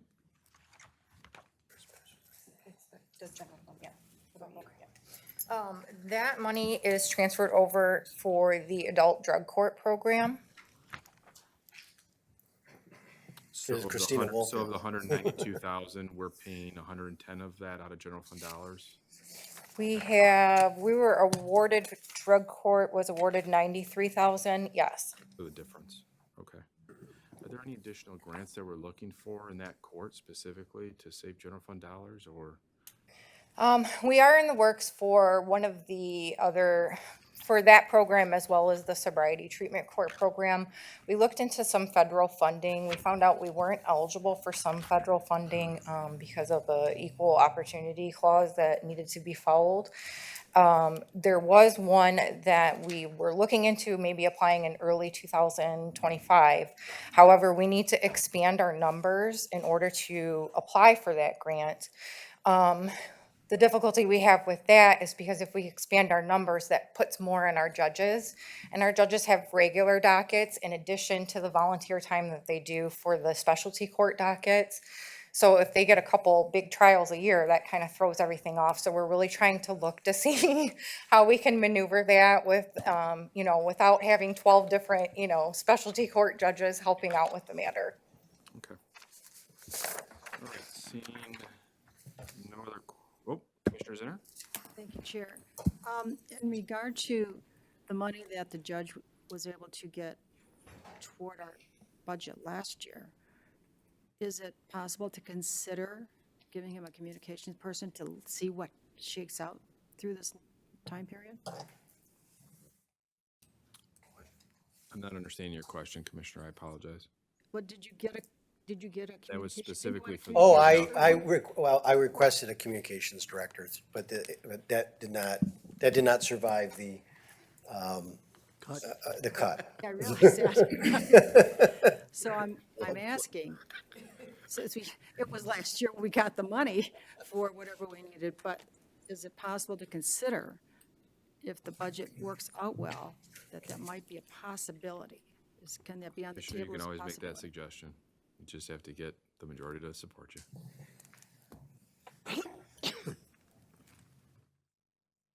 Would that be now? I mean, we can discuss it right now if you like, but I'd rather have that, physically sent over to Kyle so he can draft the doc, send it all to us, and then we can discuss it, rather than on the You have to fly. look at, I know there's a lot of things to look at, I understand that, so, all right, thank you, Chair. I'm seeing no other questions on D3 and D4. We're going to go to friend of the court. This is pages D11 and D12. Is Brian here as well? Right here. Brian. This is the first go around. First time. That's what I figured I'd have to come up. Commissioner Haw. Thank you, Chair. First, I want to congratulate Brian on being promoted to Director of the Friend of the Court. We utilize their activity quite a bit on our Child Support Committee, and I'm looking forward to sitting with you personally, as I indicated, so that we can continue the progress that we're making under this. I did notice under contract services, your 2023 budget was 204, 2024 was 455. Is that management? That is right in the middle of expenditures. Is that management for 40%? I hope we're looking at the same sheets. Susan, do you know? Unfortunately, we have the roll-ups, and they're getting documents We're working on it. We're gonna get you an answer here. that aren't. We need to have them on the same page, find the same documents. Do you see it, Brian? I do see it. And it's part of this, part of management, who handles our 40 reporting.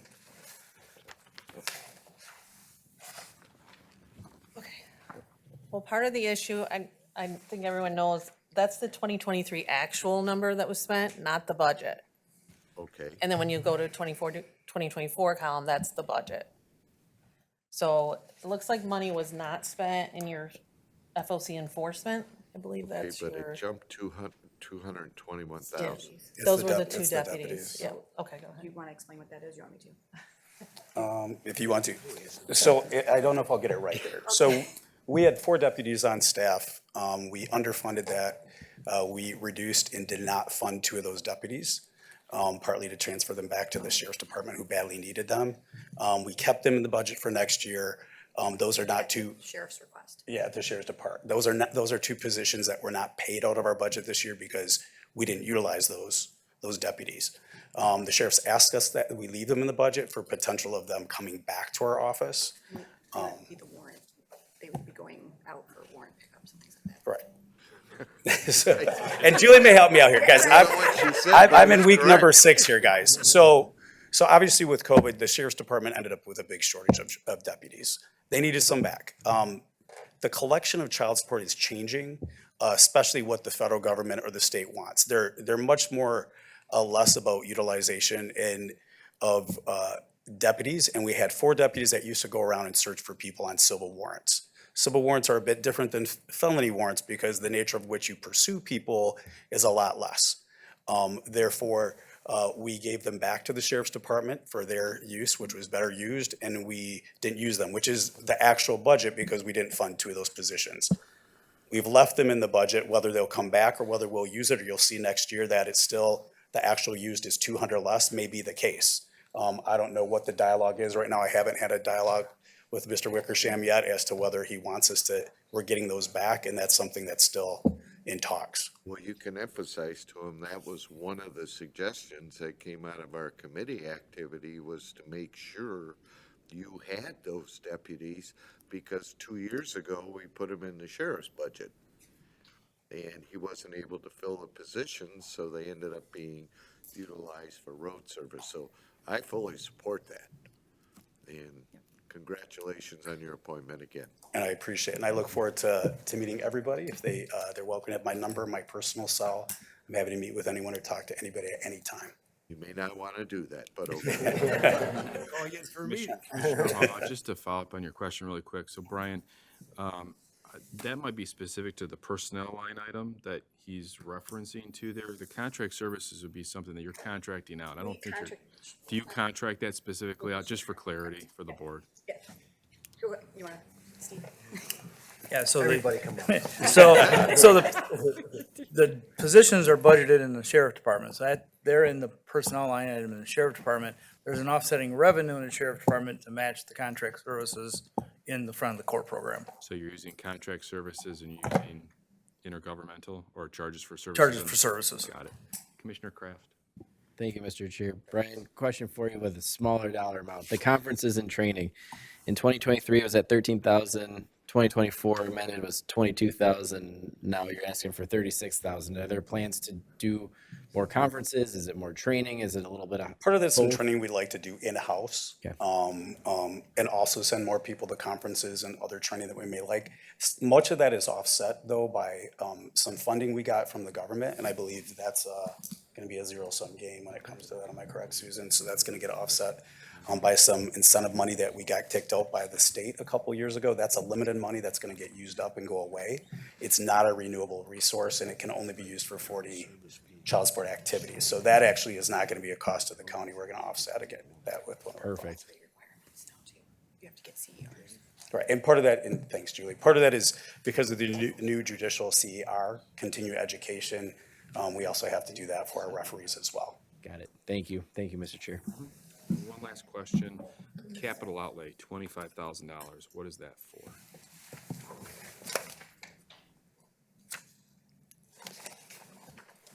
Susie, you wanna help me out with that one? I'm gonna be much more prepared next year, guys. I promise.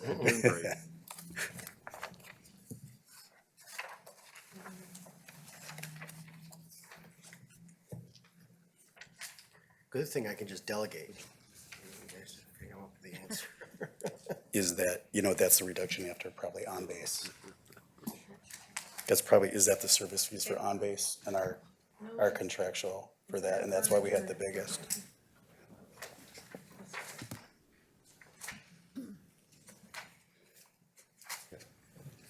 All right, if you want to get back with us on that one, that's We can fine. get back with you That's guys fine. for sure on that. That's no problem at all. I don't see any other questions I think I on was these up for one. pages, so looks like the courts Chair? are, oh, I think it was up for one. Mr. Ganem? Yeah, I don't know why I didn't. Go ahead. Yeah, one last question for the judge. Did you say that you were looking for a communications director or a communications person that you didn't get? We put that in our budget, but that did not survive the Is that something you need? Is there any needs that you need? Wish list. Wish list? Yes, it's a wish. Dangerous question. No? Forget the need. That's not what he does. It's a need. It's a joke. Consider it. Oh, it's a joke? Yeah. Oh, It's not really a joke. We did ask for a communications director. okay. But, You get the paper every day. This person's everybody else has a communications director, so we asked for a communications director. Well, some of the concerns our judges have had is, there's news reports regarding their cases and what's happening in their courtrooms, and nobody's there to monitor that. We had some misinformation go out, nobody caught for a little bit to get that taken back. And so the discussion was talking about possibly having a communications director to assist with those types of things. And if you want to approve a communications director for us, No, I just want to make sure you all had all in the favor. tools you needed. He is serious that he does want a communications director, but he is good You for have this. enough on your plate, so I want to make sure you have all the tools you needed, so thank you. Okay, I think we are now done officially with courts. So thank you, Judge. Thank you, everyone from your team, for being Thank here to you. answer all those questions. Appreciate it. Next is Public Defender's Office. Tom, I saw you back there. And this is budget page D33, Commissioners. And good afternoon, everyone. Thomas Tomko from the Public Defender's Office. We're here today presenting our budget this year. The luxurious position that we're in, if we can call it luxurious, is that there is a local share that is paid by the county, and then there's a great amount that's paid through grant funding. Those numbers are $2,259,000 for the county and $14,441,000 coming in grant money. The way the grant works is it's a fully funded grant, fully dispersed grant. So what happens is that money is given to us. We receive it for sure every year. And then if there's any unexpended funds, well, that's an offset to the following year. It's not the type of thing, use it or lose it. No, it's a type of thing that we use what we need, and we get grant funds for what we need. And looking at what we need, I mean, you may recall back when we started, in 2020, when the department was just there, we had only 3 attorneys. We're happy to report now we have 17 attorneys. And we're asking for some more positions this year. Those positions, again, are fully funded. The way it is funded, our grant year starts October 1st. So this money is already coming in for these new positions. It's really a net of 4 positions. We had 1 position we eliminated. We have 4 other positions that we're adding. And when we get to that point, we're going to be fully staffed, which is great. Some of the things that we are adding, we added this last year a social worker, which is phenomenal because the social worker, that role of a social worker is really to help prevent people from continuing to get back into the system. It's so different when a person, comes in front, they get arrested, they're in front of the judge, they're in a situation where they're drug dependent, they're homeless, they don't have a job, and all of a sudden with a social worker getting involved, maybe they direct them to some substance abuse treatment. Maybe they direct them to some housing resources. Perhaps they direct them toward different employment opportunities. So by the time the case is getting done, this person is now on their feet and in a wholly different position for the judge for purposes of sentencing, because the last thing we want is to throw this person in jail, throw the key away, when in reality, with the help of a social worker, now we got a person who they're being productive again. They're on the road to recovery. Very consistent with clean slate and getting rid of the haunting convictions that people have, and they couldn't really move forward. They got stuck in a cycle. The social worker is something that helps us accomplish that. And one of the neat things that we were able to do this last year, we were one of 5 counties in the whole state which participated in a holistic defense program. And what it was with the direction of attorneys and with the direction of our social worker, we were able to get a student, social worker student, and a social worker attorney to introduce them to this concept of this holistic treatment, this treatment of not just defending a person. Of course you defend the person against the charges, that's our role. But also to look at them as a person, humanize them, to try and get them on their feet again. So we were blessed to be able to participate in that program. Again, one of 5 counties in the whole state will participate again this year.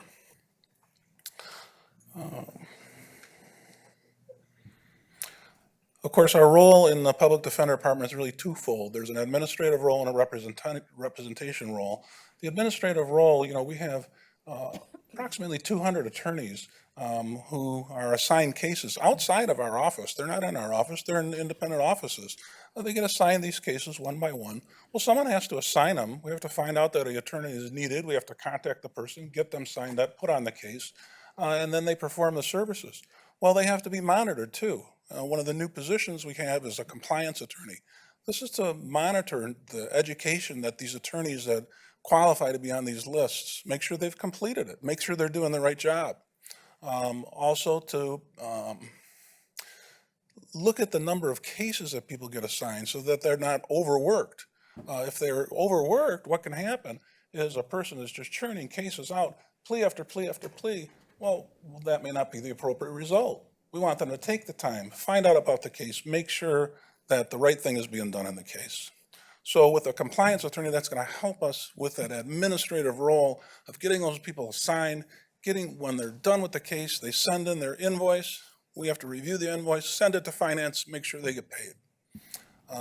Another part of the role is experts and investigators. In the past, it was very difficult to get an expert or an investigator on the defense side. On the prosecution side, those folks are already there. But now with grant funding, we're able to administer applications, approve them, get an expert and an investigator on an appropriate case. So we're moving forward. Again, our budget is, as I expressed. I invite you to ask any questions. Thank you, Tom, for the presentation. Commissioner Brown. Thank you, Tom. Your area is going to become more valuable to us as we get that jail operation over there. We got a diversion center. You're doing things that are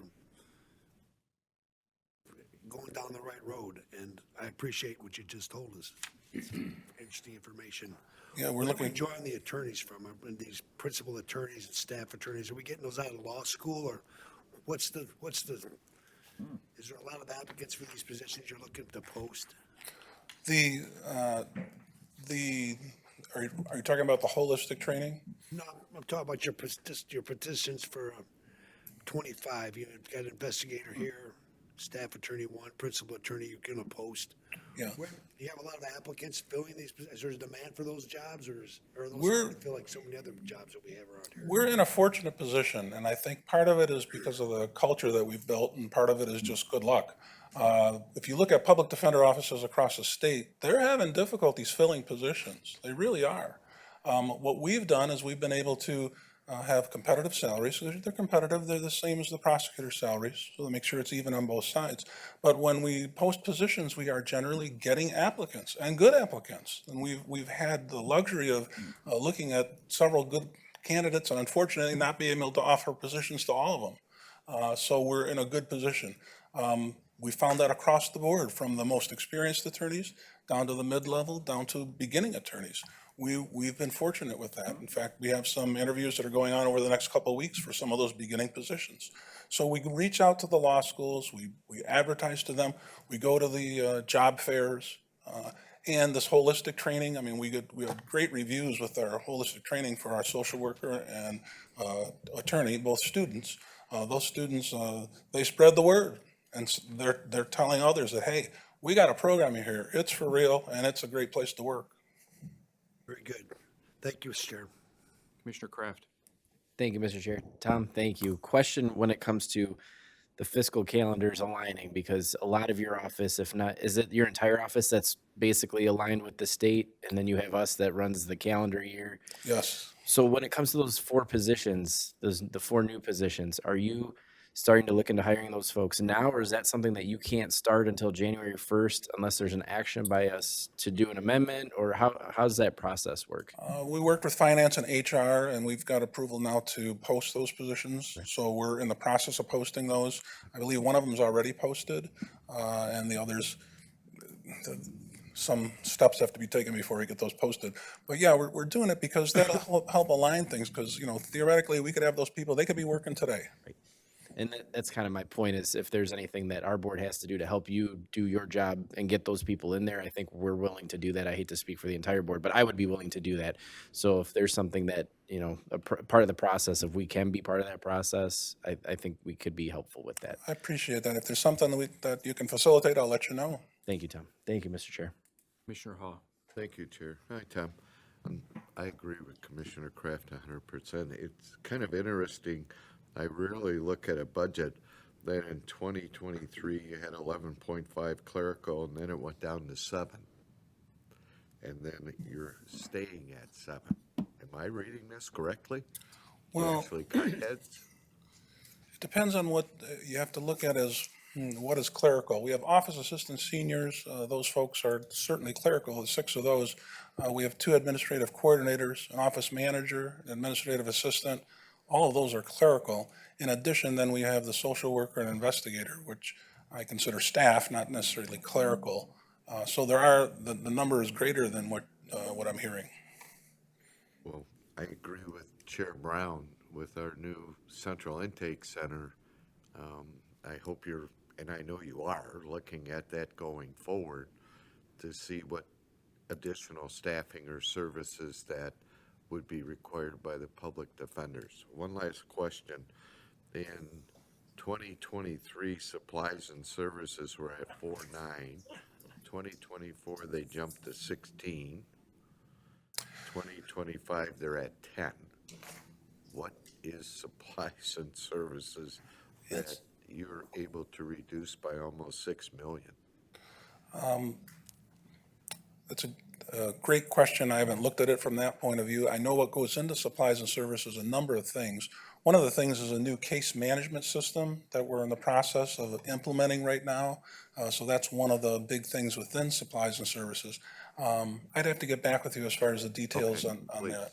I certainly will. Well, I congratulate you if you can pull it off, but I just think that may not be an accurate print.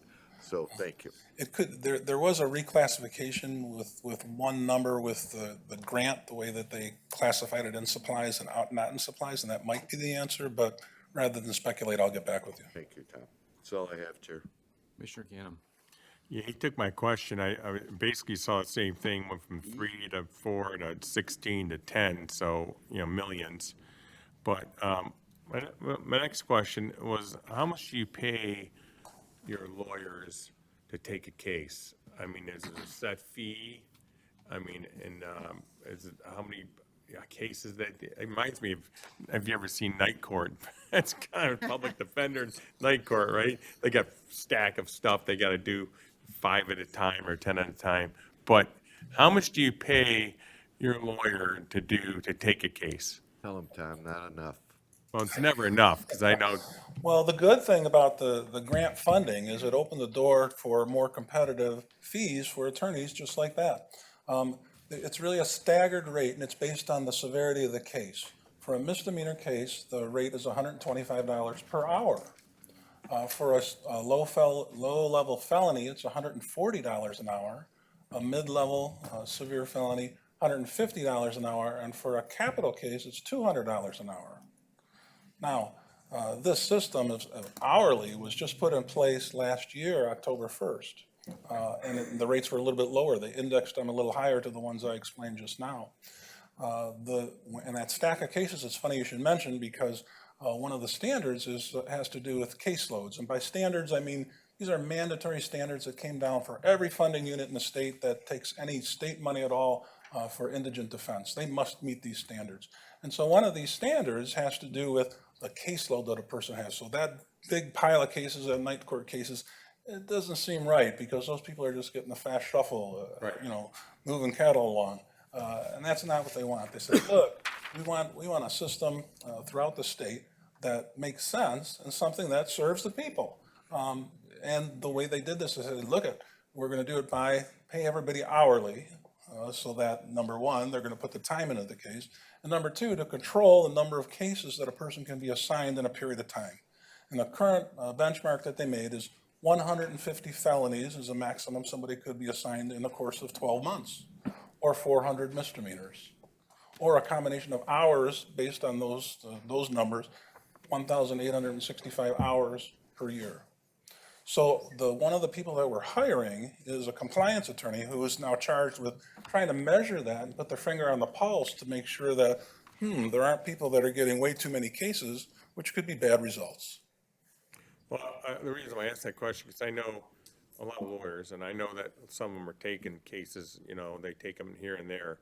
And I know a lot of people that have needed those lawyers and didn't get very good representation because either they're too much, or one was a felony case, and he kept calling the lawyer and telling him to come see him in jail, he wanted to talk about his case, and the lawyer would never show up. And so, I'd like to ask you, do you have a cap where somebody that is taking these cases could only allow you to charge so much money or so much time to get these cases wrapped up? Is there or is this guy you were going to bring on going to start doing something like that? Well, as I mentioned, the 150 cases, 150 felony cases in a year. Yeah. If you were an attorney and you were given 40 cases every quarter, 4, 8, 12, 16, wait a minute, 160, you're over that minimum. So what we're charged with to meet that standard is to say, wait a minute, we got to pause, that attorney should not get any more cases. wait till some of those cases are resolved, and then you can start giving them cases again. So that's the approach that they're putting in place to address that very idea, so that someone doesn't have too much. Another idea, though, that has to do with performance is if the attorney's not showing up in court, what good is he? He's not helping the client at all. So it's like, wait a minute, you know, part of the charge of the attorney is to individually represent that client and to be there in court. If they're not there, and we find out about it, we have to call the attorney, find out what happened, and we can reprimand that attorney. How would we reprimand them? They could be removed from that case. That would be between the judge and that attorney. But they also could be cut off from getting future appointments because we're not going to appoint people that are not going to show up. Well, it's good to know. I mean, for everybody. So if you have any problems like that, you just contact the court and say, my case isn't, my lawyer's not showing up and says he's going to be there and never comes, and just sitting here waiting for him and doesn't show up to court or postpones it 3 times. And I heard all kinds of stories like that. Yeah. All right, thank you. And it, you know, it varies. It varies what you see out there. We've got, you know, 200 attorneys and different habits and practices, and some of them bad we have to break. Is that where this service line is, the 16 million, the 10 million? Is that the money that you're paying these attorneys? Is that where it's coming from? Yes. Supplies and services? No.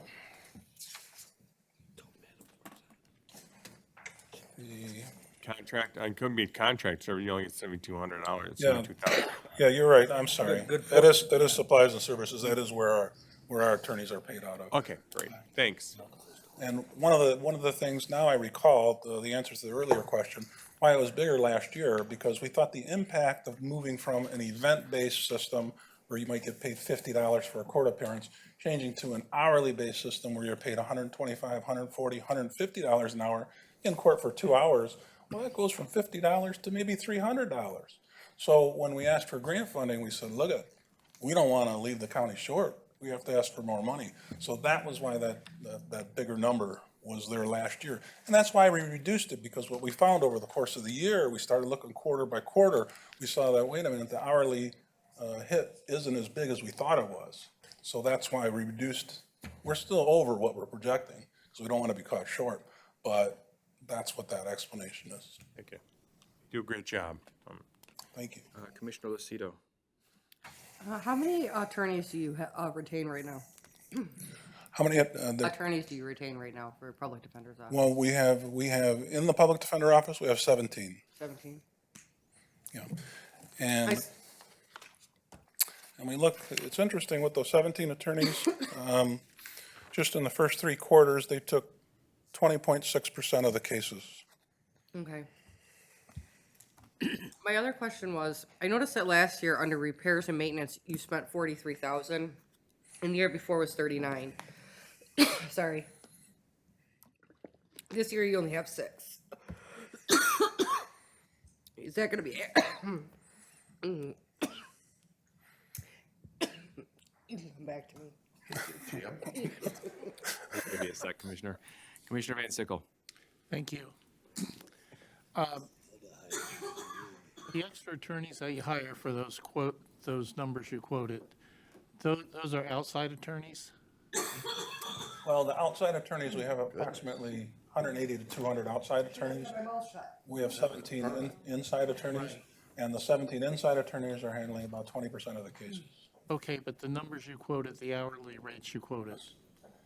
Yes, hourly rates, those do not apply to internal attorneys. Internal attorneys are salary. Right. So whatever hours they work are part of their paycheck they get every 2 weeks. But the attorneys that are on that roster list, those 180 to 200 attorneys, yes, those are the hourly rates they're paid.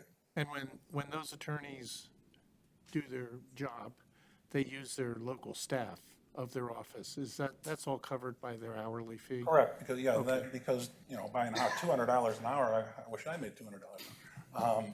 That is to cover their overhead, their their bar license, their paper, their mileage back and forth. We don't pay any of that. Okay. It's the attorney's actual time. Just checking if there's other fees. Thank you very much. Thank you, Chair. Tom, quick question. I know there's requirements with the grants with the state and what we have to transfer in to meet the requirement with the state. How is that determine. And the reason I ask that is because like in 2022, you had your budget. Now your budget for 2025, the transfers in is basically $1 million difference between the 2 years. I'm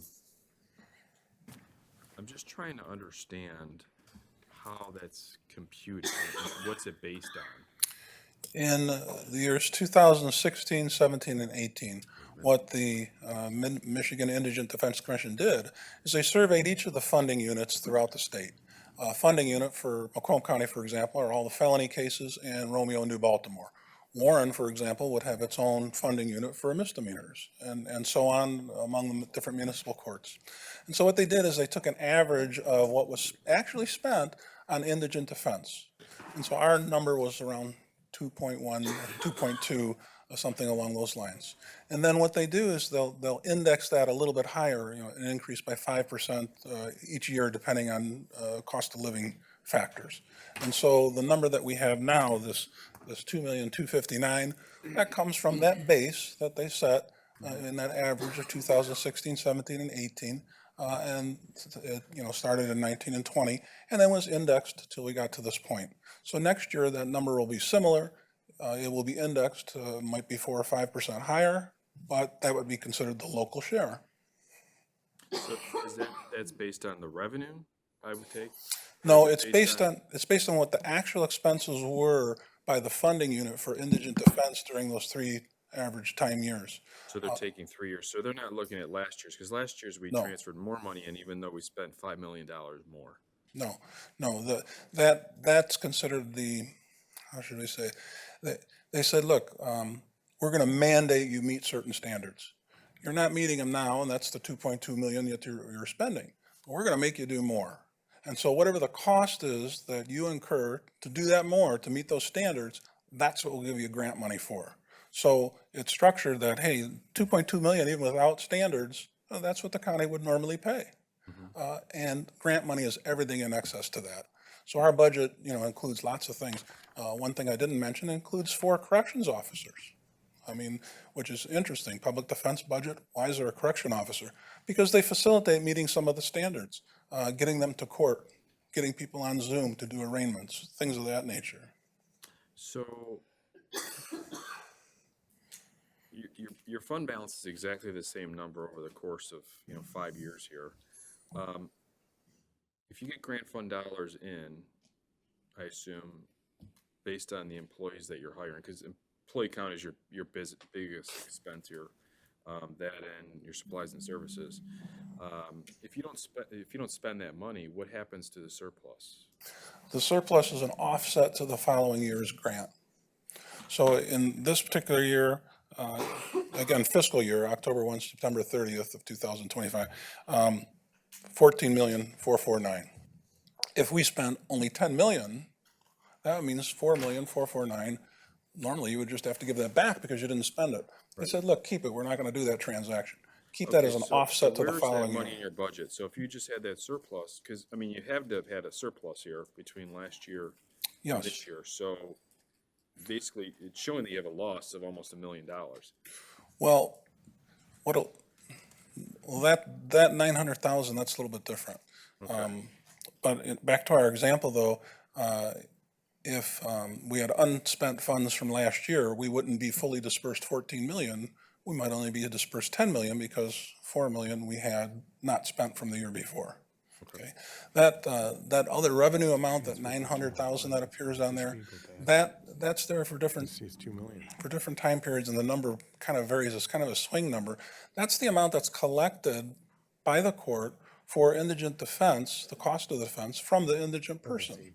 So when a person goes in for sentencing and they say, hey, your fines are this, your costs are this, and oh, by the way, you have the means to reimburse some of your court-appointed attorney costs. That amount is set, and then when that's collected, that's the number I believe you're looking at. Okay. I'm still confused because your reimbursements go from 1.1 to $69,000. So I'm still lost there. If you have more cases in this from 2022 to 2025, I'm just not understanding how this budget works. It's just, it's throwing me. So, Commissioner Lucido, might want to give it another shot. She had a question. Yeah, so my question was, just under repairs and maintenance, I just want to make sure you did actually budget enough because it seems like a significant drop over the last 2 years. They always have enough.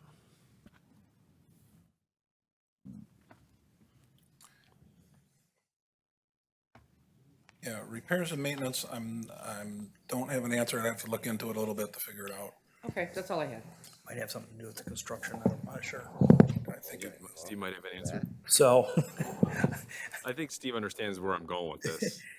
on the 900,000, I I will, I get it. I I'll get see back with you. I don't, generally speaking with grants, if you don't get your revenue collected within 60 days of your year end, you end up with, on an accounting basis, a deferred revenue. Right. It ends up with a negative fund balance that really gets caught up the next year. Okay. But I'll look into that and, But then it should zero out. We shouldn't be showing.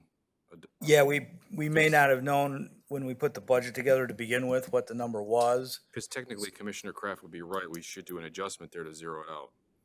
Yeah, you would have a prior year revenue line item. Right. Sort of thing. The repairs and maintenance, we can look into that as well. It may have something to do with the build out of the Clemens Center. Okay. Yeah, because last year, it was the first week in November, we moved into the new location. There was all different expenses that went along with that. That might be something, but we'll have to look into it to know for sure. Okay, great, thank you. Okay, seeing no other questions for the Public Defender's Office, we are all set with that page. We'll move on. Thank you, Tom. You're all set. Thank you, everyone. Good job, Tom. Let's see here. We are now in Child Care Fund. So Juvenile Justice Special Revenue Funds, page D1 and 2. I know I saw Rhonda here. I don't know if she's still here. She's been patiently waiting. Still here. Let's see here if we have any questions, Rhonda.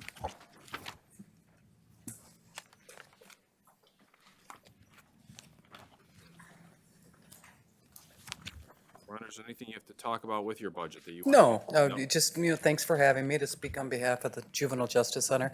I do have with me today our Deputy Director, Sarah Gillis. Normally I come along, but I drug her along this time. Again, thank you for having me here this afternoon. And if you have any questions of me, I don't necessarily have a presentation, but I'm sure that you may have some questions. Okay, Commissioner Ha, first question. Thank you, Chair. Rhonda, I'm assuming this was the one that was explained earlier about the state mandated switching over is why the budget went from 6.2 to 9.7 and personnel went from 93 to 116. This is state mandated protocol. Yeah, and that was mandated on behalf of the court, not necessarily the Justice Center. Right. It could ultimately impact us in terms of the local court seeking out services, detention services, but I suspect that our detainment will probably remain somewhat consistent. We still do staff the 30 beds. And of course, we're sharing facility space with the state of Michigan for rite of passage services internally too. So we've been able to continue that relationship with them, thankfully, to use some of that empty building. So I was looking at our grant sheet. Under child care, it says 116 full-time equivalent employees. Does that sound right to you?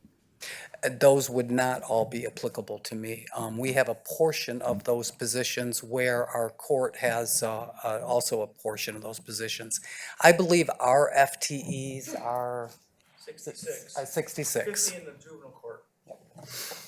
So the Juvenile program. So the facility itself has 66 of those full-time equivalents. Under the child care Our grant. sheet is wrong? Is that what I'm hearing? Sorry, I don't. I'm looking at the same sheet. So, under Juvenile Justice Center, it looks like at this sheet is what I have. That was it was what I printed off the board. It has 66 FTEs under the Juvenile Justice Center, and juvenile programs those are court employees, and that is 50 that will be in for next year. So it is 116 total. 50 are ours, 66 belong to juvenile justice. You did well, Rhonda. That's all I have, Chair. Did you see that, Commissioner, where it is? You got it? Yeah, I got it now. Okay, we're on a quick question in regards to contract services. Jumps up about $1.3 million from last year to this year. And then that's the first question, part of the question. The second part of the question is just in like 2022, it was $700,000. I'm going to have Steve join me for that, because again, that's probably contract services for the entire childcare fund, would be my guess? Or it could be you? It's probably mine, Okay. yes. So if I'm looking at expenditures by service under the juvenile court programs, is that where you're looking at the contract services? Mm-hmm. That line item specifically. Yes. So as I mentioned, with the expanded funding, we have to implement all evidence-based programming. And so we had taken the additional funding with the additional staff, and we are looking to partner with community mental health to offer multi-systemic therapy, which is an evidence-based program for families. It's very intensive, and it's in lieu of the child going to a residential placement, which can cost anywhere from $300 to $700 a day. Additionally, we are looking to implement an evening reporting center where we would have structured activities every day, Monday through Friday, for our highest risk kids from 3 to 8 p.m. That would include therapy. We've actually talked to the YMCA, recreation at the YMCA, transportation for these youth. And so those are additional programs that we would like to invest in order to meet the evidence-based requirement, and again, reduce our reliance on detention and residential placement. So kids that are in detention often don't have those structured activities, and so we want to provide that programming in the community using the funding, which was the intent behind the legislation. So, Steve, correct me if I'm wrong, then that would be revenue over to CMH. On their side, okay. And CMH is subcontract, they put out an RFP, Yeah. and so yes, we would. Great, Commissioner Kraft. Thank you, Mr. Chair. Quick question on the Justice Center operations. It goes up about $500,000. Why is that? Maybe I could take a peek. And I noticed in the capital improvement plan, there's a plan for, two chillers, I think, for almost that same price. I'm just trying to make sure those are two separate things. A portion of that is going to be personnel. Okay. So if I multiply the 8,084,000, assuming it was all personnel, which it isn't, increase it by 3%, you get to 8.3 million. I'll look at, there's probably could be some increase in food costs or other things we can. But that's what would be tied into that item? It would be personnel, supplies and services.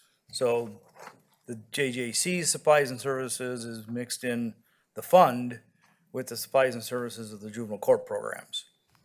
So it gets a little murky when you're trying to separate out all of these line items for these two programs that are presented in summary.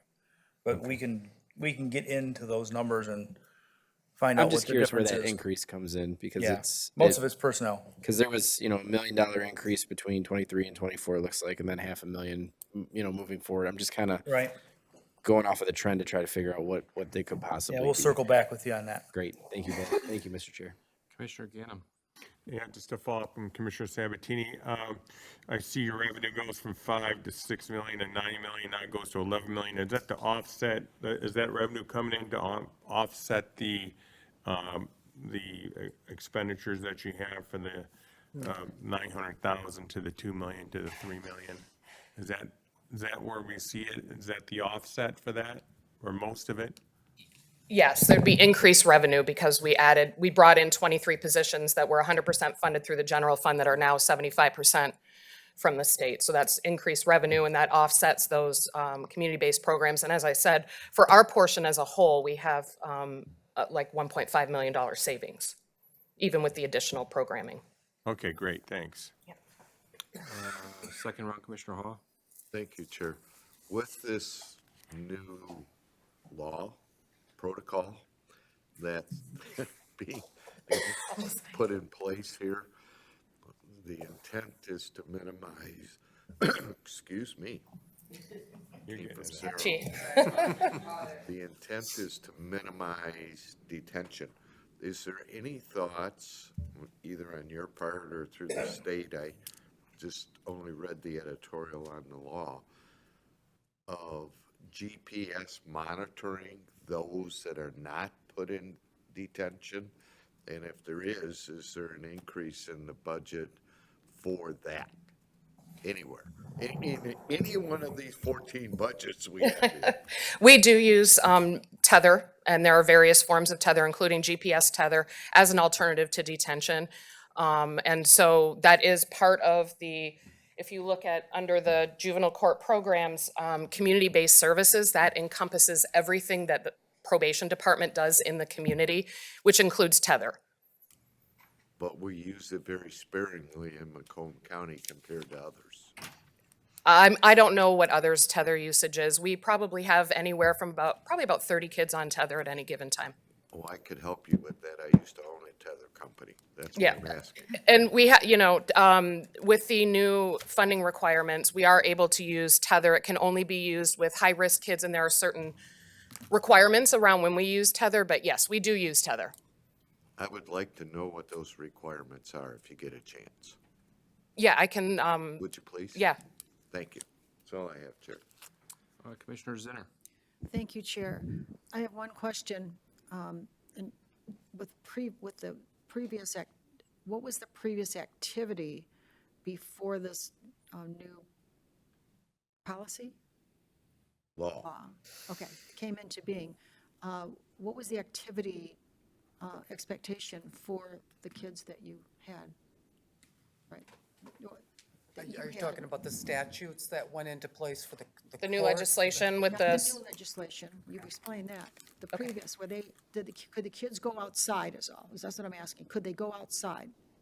From the youth home? Yes. Okay, so we maintain maximum security detention facility. When we had treatment programs, yes, the kids did go off campus. We no longer have those lower security programs. So we are housing kids pending further action of the court in a highly secure environment. So it's. So okay. there, yeah. All right, good to know. Yep. All right, good to know that was happening. Thank you, I understand. Thank you also. Okay, I don't see any other questions for page D1 and D2. We're going to move over to juvenile court, which is page C44 and I see D2 here, but I think that's a misprint.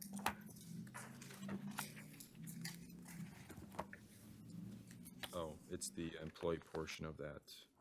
So we're on page C44. C44? C44. I think we got it down, everybody. C44. You're all paying attention today. Look at that. I see 44. Any questions on this page, commissioners?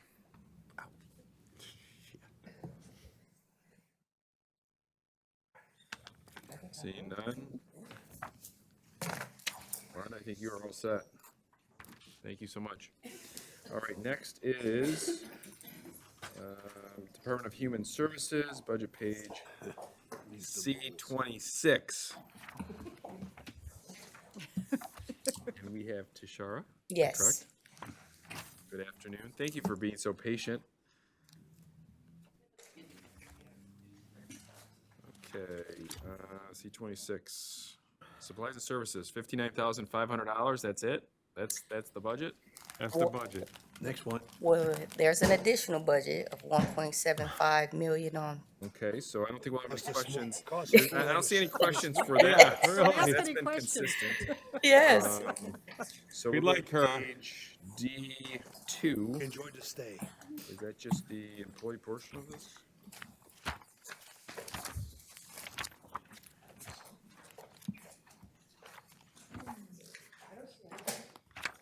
D2.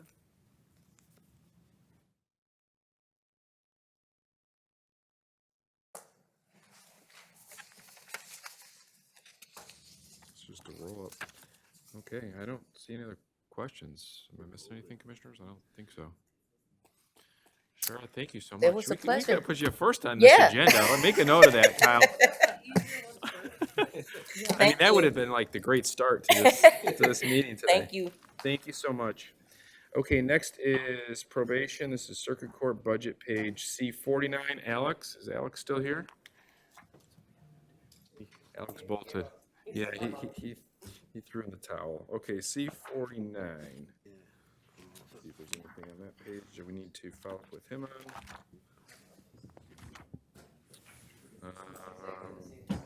Looks pretty good there. No follow-up questions there, commissioners? Okay. We have a motion on the floor for items 6A through 6E. Please vote. Good job, Mr. Chairman and Vice Chairman.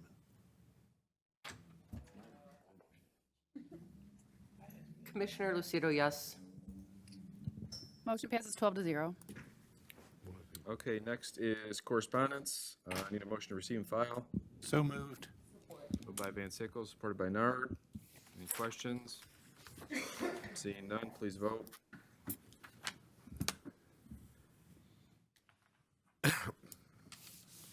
Motion passes 13-0. Next is public participation. This is the second opportunity for public participation. Anyone from the public like to speak? 3-minute max, going once, twice, any issue, 3 times. We'll close public participation. Next is commissioner comments. Any comments, commissioners? We'll go Commissioner Nard first. Just wanted to mention, there was 2 incidents that happened in Macomb County. One is in Warren, where the mother, 49 years old, took her life, her special needs son's life.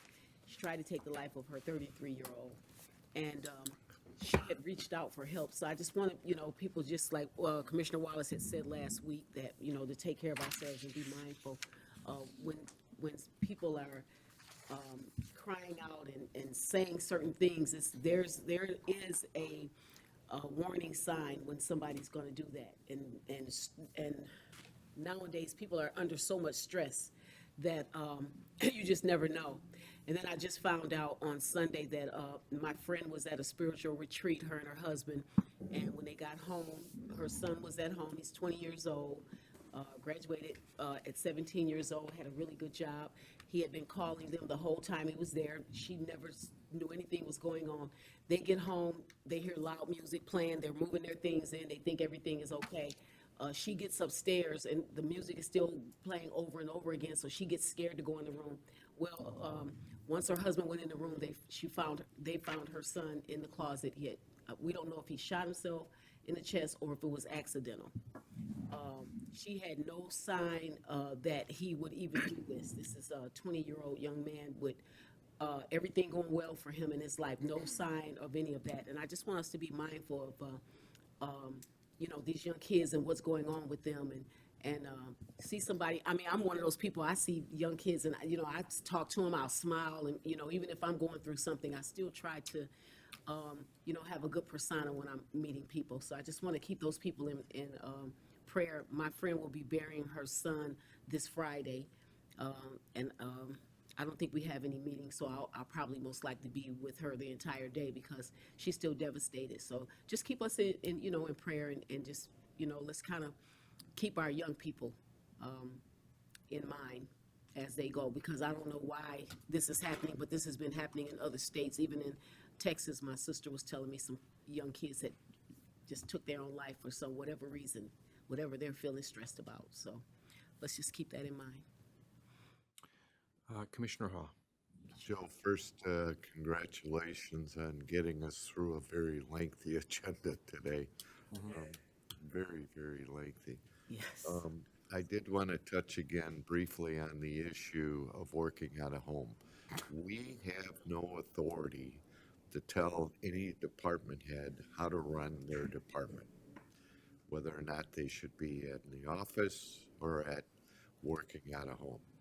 I want to point out that the court system has asked for $1.6 million in upgraded technology, plus 2 headcount. Joe, you usually ask the question, as I am now on the headcount issue and who's working at home. If you're spending $1.6 million on updated technology, what is that saving us in resources? They are asking for both. We cannot direct the judge to do anything. The only control we have is this budget. They want 2 headcount. You want to keep having people work at home, we have to make the decision to give them. The child care fund and the friend of the court, they have 236 employees. I'm sorry, 336 employees, of which 234 are grant funded. 80% of that 234 is working out of home. And they want more resources. We can't tell them not to have a policy on a hybrid. If you heard personnel, HR, they have 26 employees, 24 are working on a hybrid program. If this is the stance that the county wants to take, I don't have a problem with it. I'm just saying, you heard the one woman sit there and say, that's what we had to do when COVID existed. I don't think that's the rationale anymore. How do you tell a clerk's office who has everybody come to work, you can't put a hybrid, or you can put a hybrid program together? So my suggestion is we find out who's, as I will continue to do, who has hybrid programs, and then we debate what do we want to do with it at the end of the financial budget conversation. If y'all don't want to do anything, that's fine by me. I'm just saying, when we're spending this kind of money, we've got different policies amongst different departments. We can't change the direction and the policy of the department, but we do control the budget. I've heard my good friend Commissioner Van Sickle say it on numerous occasions. We control the budget. Can't change the policy, but you can change the budget. Thanks, Chair. Commissioner Romano. Thank you, Chair. I'm not going to elaborate on what Mr. Haas said, but I totally agree 100%. I watched the same program he watched this morning, and it's kind of cute to watch somebody that's 2 days working from home, takes off on a Thursday morning. He's got a Thursday, Friday, Saturday, Sunday. The question is, when you have these work-at-home stations and somebody's trying to contact them, are they in front of their computer, or are they outside cutting the grass and come back in an hour later and respond to that question that's on the computer that needs immediate attention? Were they in fact in front of these computers and these monitors in the office? Those questions and answers would come out probably within the first 4 or 5 minutes. So I totally agree with Mr. Hall. The other thing I want to mention is, poor Mr. Macaron, our deputy finance, our treasurer here, has been sitting through this whole thing. Mr. Macaron, is there something you want to speak about? I see you sitting there. You sat through this whole thing. You're very quiet. Is there something you want to bring up? He snuck in later. Oh, are you working from home, Mr. Macaron? I was. I wish he was. You're working from that seat. That's all I have. Thank you, Chair. Commissioner Wallace. Thank you, Chair. I wanted to kind of touch on what Commissioner Nart was saying. I am having a mental health awareness seminar on Thursday in Mount Clemens. I am partnering with MCH, so really I'm just opening a door, and they are having the mental health awareness seminar. But I think it's really important to just spread awareness, because there have been so many incidences happening. So you're all more than welcome to attend. And then I will bring back any information that they supply us. Thank you, Chair. Commissioner Gann. Yes, I just want to reiterate what, Commissioner Hall was saying, and that not only the Channel 4, this has been going on for a long time everywhere, but the cost of, they go on vacation, and I haven't looked at the contracts yet for all the unions that we have here, and they go on vacation, can they cash their vacation days at the end? Can they roll them over at the end? So now they get the benefit of the money from their vacation days and their sick days. I know in where I came from, you had people were cashing in 27 sick days or 24 sick days a year, or they get up to 150 sick days. And then after they go over the bank, they have to cash those in for money. And so I never have a sick day because I get to work from home. I never have to have a vacation day because I can take my laptop and go to the beach or go to Las Vegas or go to Florida and visit my mom for a week. So for those reasons, and like I said before, not to attack the judge, but the judges can't work from home. The court clerks can't work. The police can't work from home. The firefighters can't work from home. Not that we have any, but and there's some people. I don't think that Mr. Macaron's people work from home. I know that for a fact. So I just think it's unfair for the rest of the people that can't do it. The policy should say that everybody can do it or nobody can do it. And we can't, even though for a policy standpoint, we can't say that, but I think that Mr. Hawes is exactly right. They asked for more people, why 300 of them are working from home, or they asked for more money in their budget for more technology, so more of them can work from home. We gotta look at that. Commissioner Zinner. Thank you, Chair. I think it was probably maybe 12, 13, maybe 15 years ago when I was visiting my daughter out east. And I don't know how this even came up. And some gentleman was not going to be to work on time, and it was no big deal. And of course, being a nurse, you had to be to work on time, and you had to stay for your shift, and especially where I worked. And sometimes you had to stay after. And my daughter said, "Well, Mom, that's the way it is now." And I said, "What do you mean?" And she said, "Well, with divorces, situations," she said, "there's no one necessarily, there's one parent home." And she said, if the child is sick, there's not necessarily someone that can help with the child. Then you looked into daycare, then daycares became more daycares were around, and this and that. And then some people, you're worried about daycare, and whatever. Now daycares are very full. But the situation is that now both parents are working, which, years ago that wasn't the way it was. But that's not reality now. Both parents are working. You have children. And if you don't, maybe you have an elderly person, though, maybe there's just you and the dog. I mean, whatever you have. But life is different now. And life is stressful for most people. And so when she said they would not have people, there's a reason for that. Yeah. I mean, we don't understand it because we just keep going. But there's a reason for that.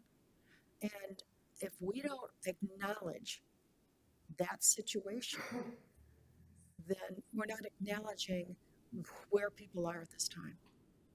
And for the people who have to be here, that's life.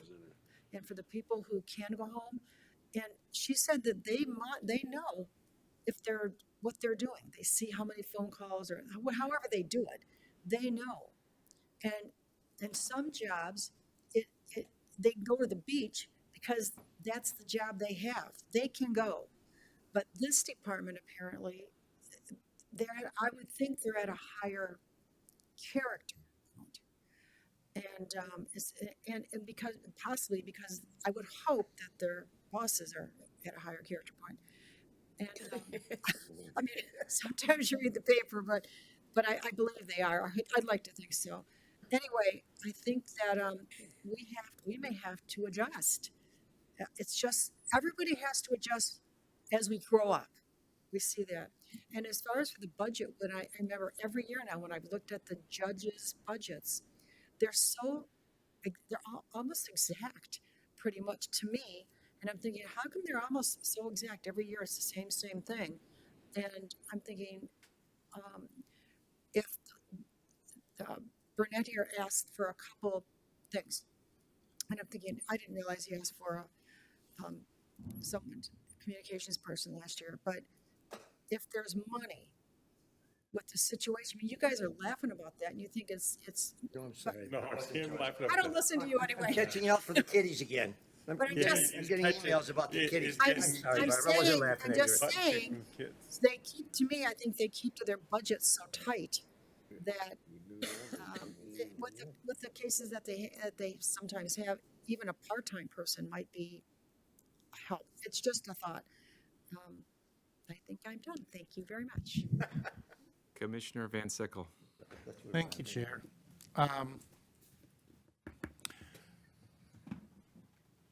Knowing the people I've worked with over the years, I've worked with some people who work harder at not working than actually doing their job. Yes.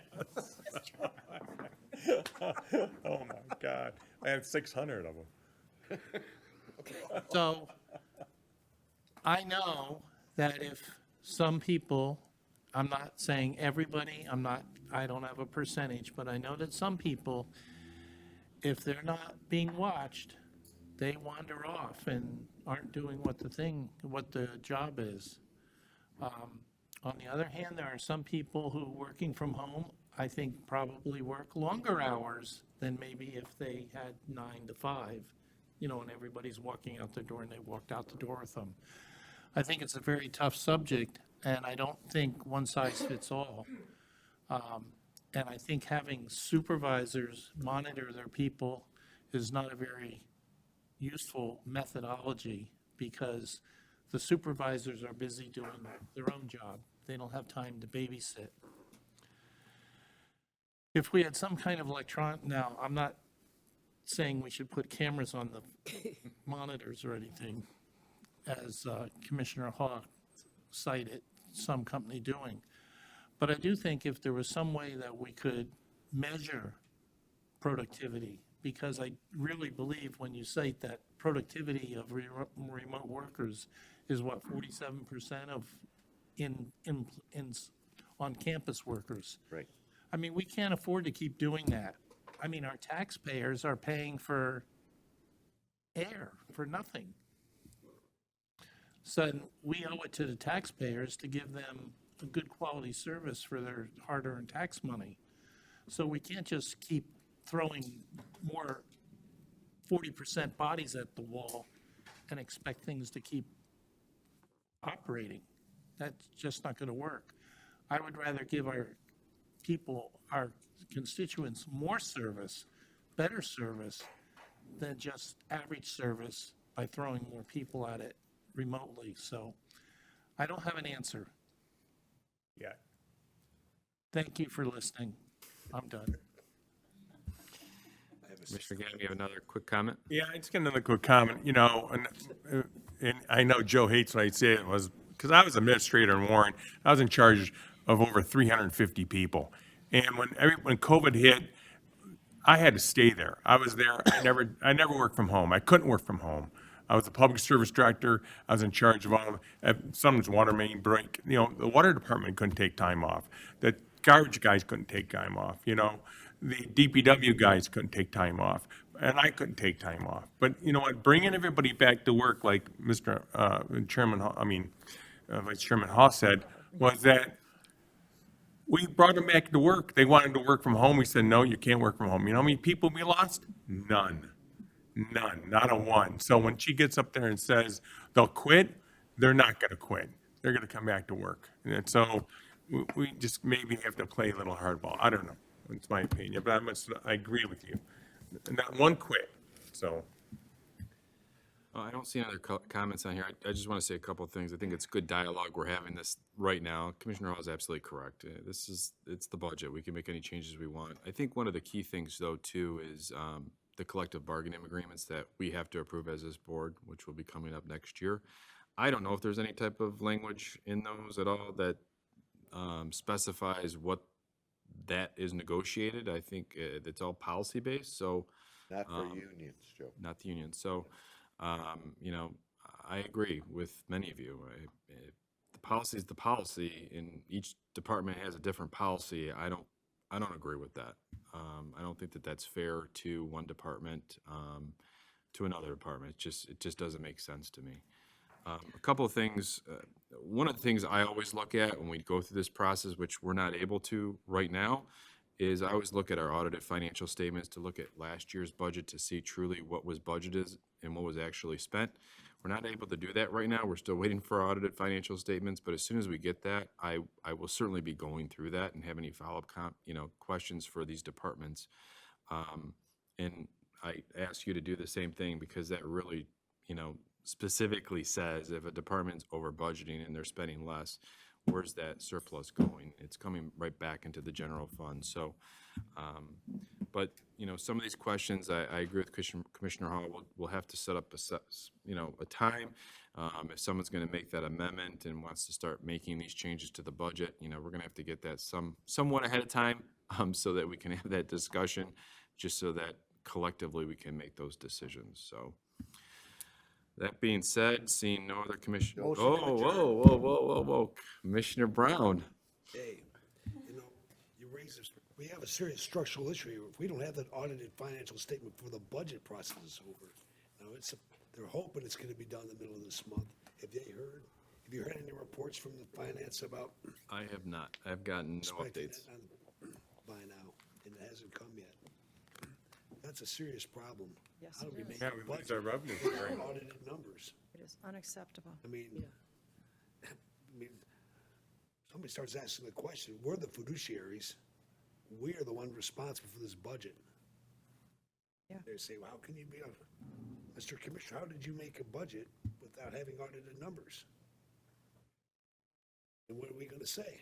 We're gonna lose our revenue sharing. Well, one of the things, Commissioner, is, we don't have to vote on this until technically the end of the year. January We have- 31st. We have Call it time. going back after day after Christmas. We could bring departments back. We could extend the budget process. No, Those are always options, but, hopefully we'll get them here in a timely fashion so we don't have to do that, but. But the point is that the budget may not get done before Thanksgiving, is what I'm telling you. Correct.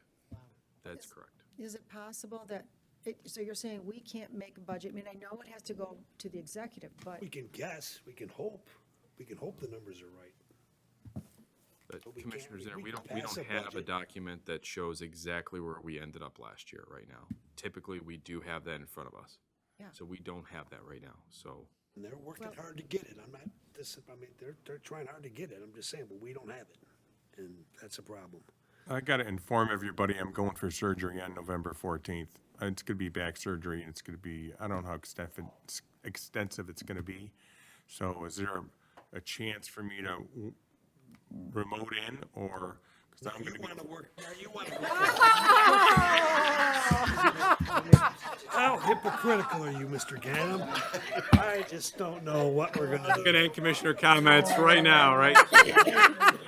I said in my Commissioner Van comments Sickle, do before. you have something if you really, had- really if quick? You had a medical condition where you had to work from home, I agree with that. I do agree with that. We'll figure something out. But I'm gonna say is that we'll figure something. I will not be back until December, The answer is no. so. Can't be done. Commissioner Van Sickle, really quick. Commissioner Brown, you done? I'm sorry. They're also gonna, I'm waiting for the thing where they're gonna ask for a premium because they're working from the office. They want premium in their wages because they're working from the office. Yeah, that's coming next. Like the rest of the employees are doing. Right. Oh. Yeah, I I wondered don't about mean it. to I wondered suggest about that. anything, but you can bet that's coming. Commissioner Van Sickle, really, really quick. I don't remember how long it took them this year to get the budget as adopted, published. Wasn't it like July or August or something? Very late. It was a long time. I would like to see us somehow twist their arm to Listen get to Van Sickle, you guys. the adopted budget published by the end, 2 or 3 months after we do it. I mean, they have a budget. All they got to do is crank the changes in, and the changes aren't all that much. So I would like to see the adopted budget within 2 or 3 months. I don't know how we make that happen.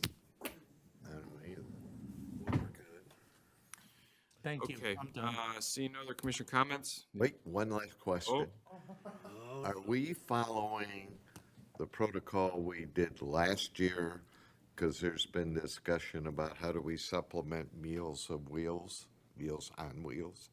If we're adding one place, we have to identify where we're taking from another. Are we all in agreement with that? Yeah, that's the process. That's Zero-sum game. Yep. Okay, thank you.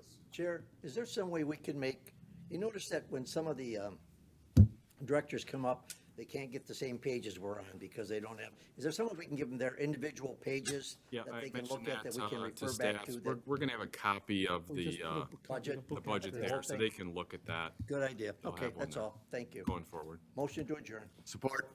Made by Romano, supported by Hall. Please vote. See everybody tomorrow.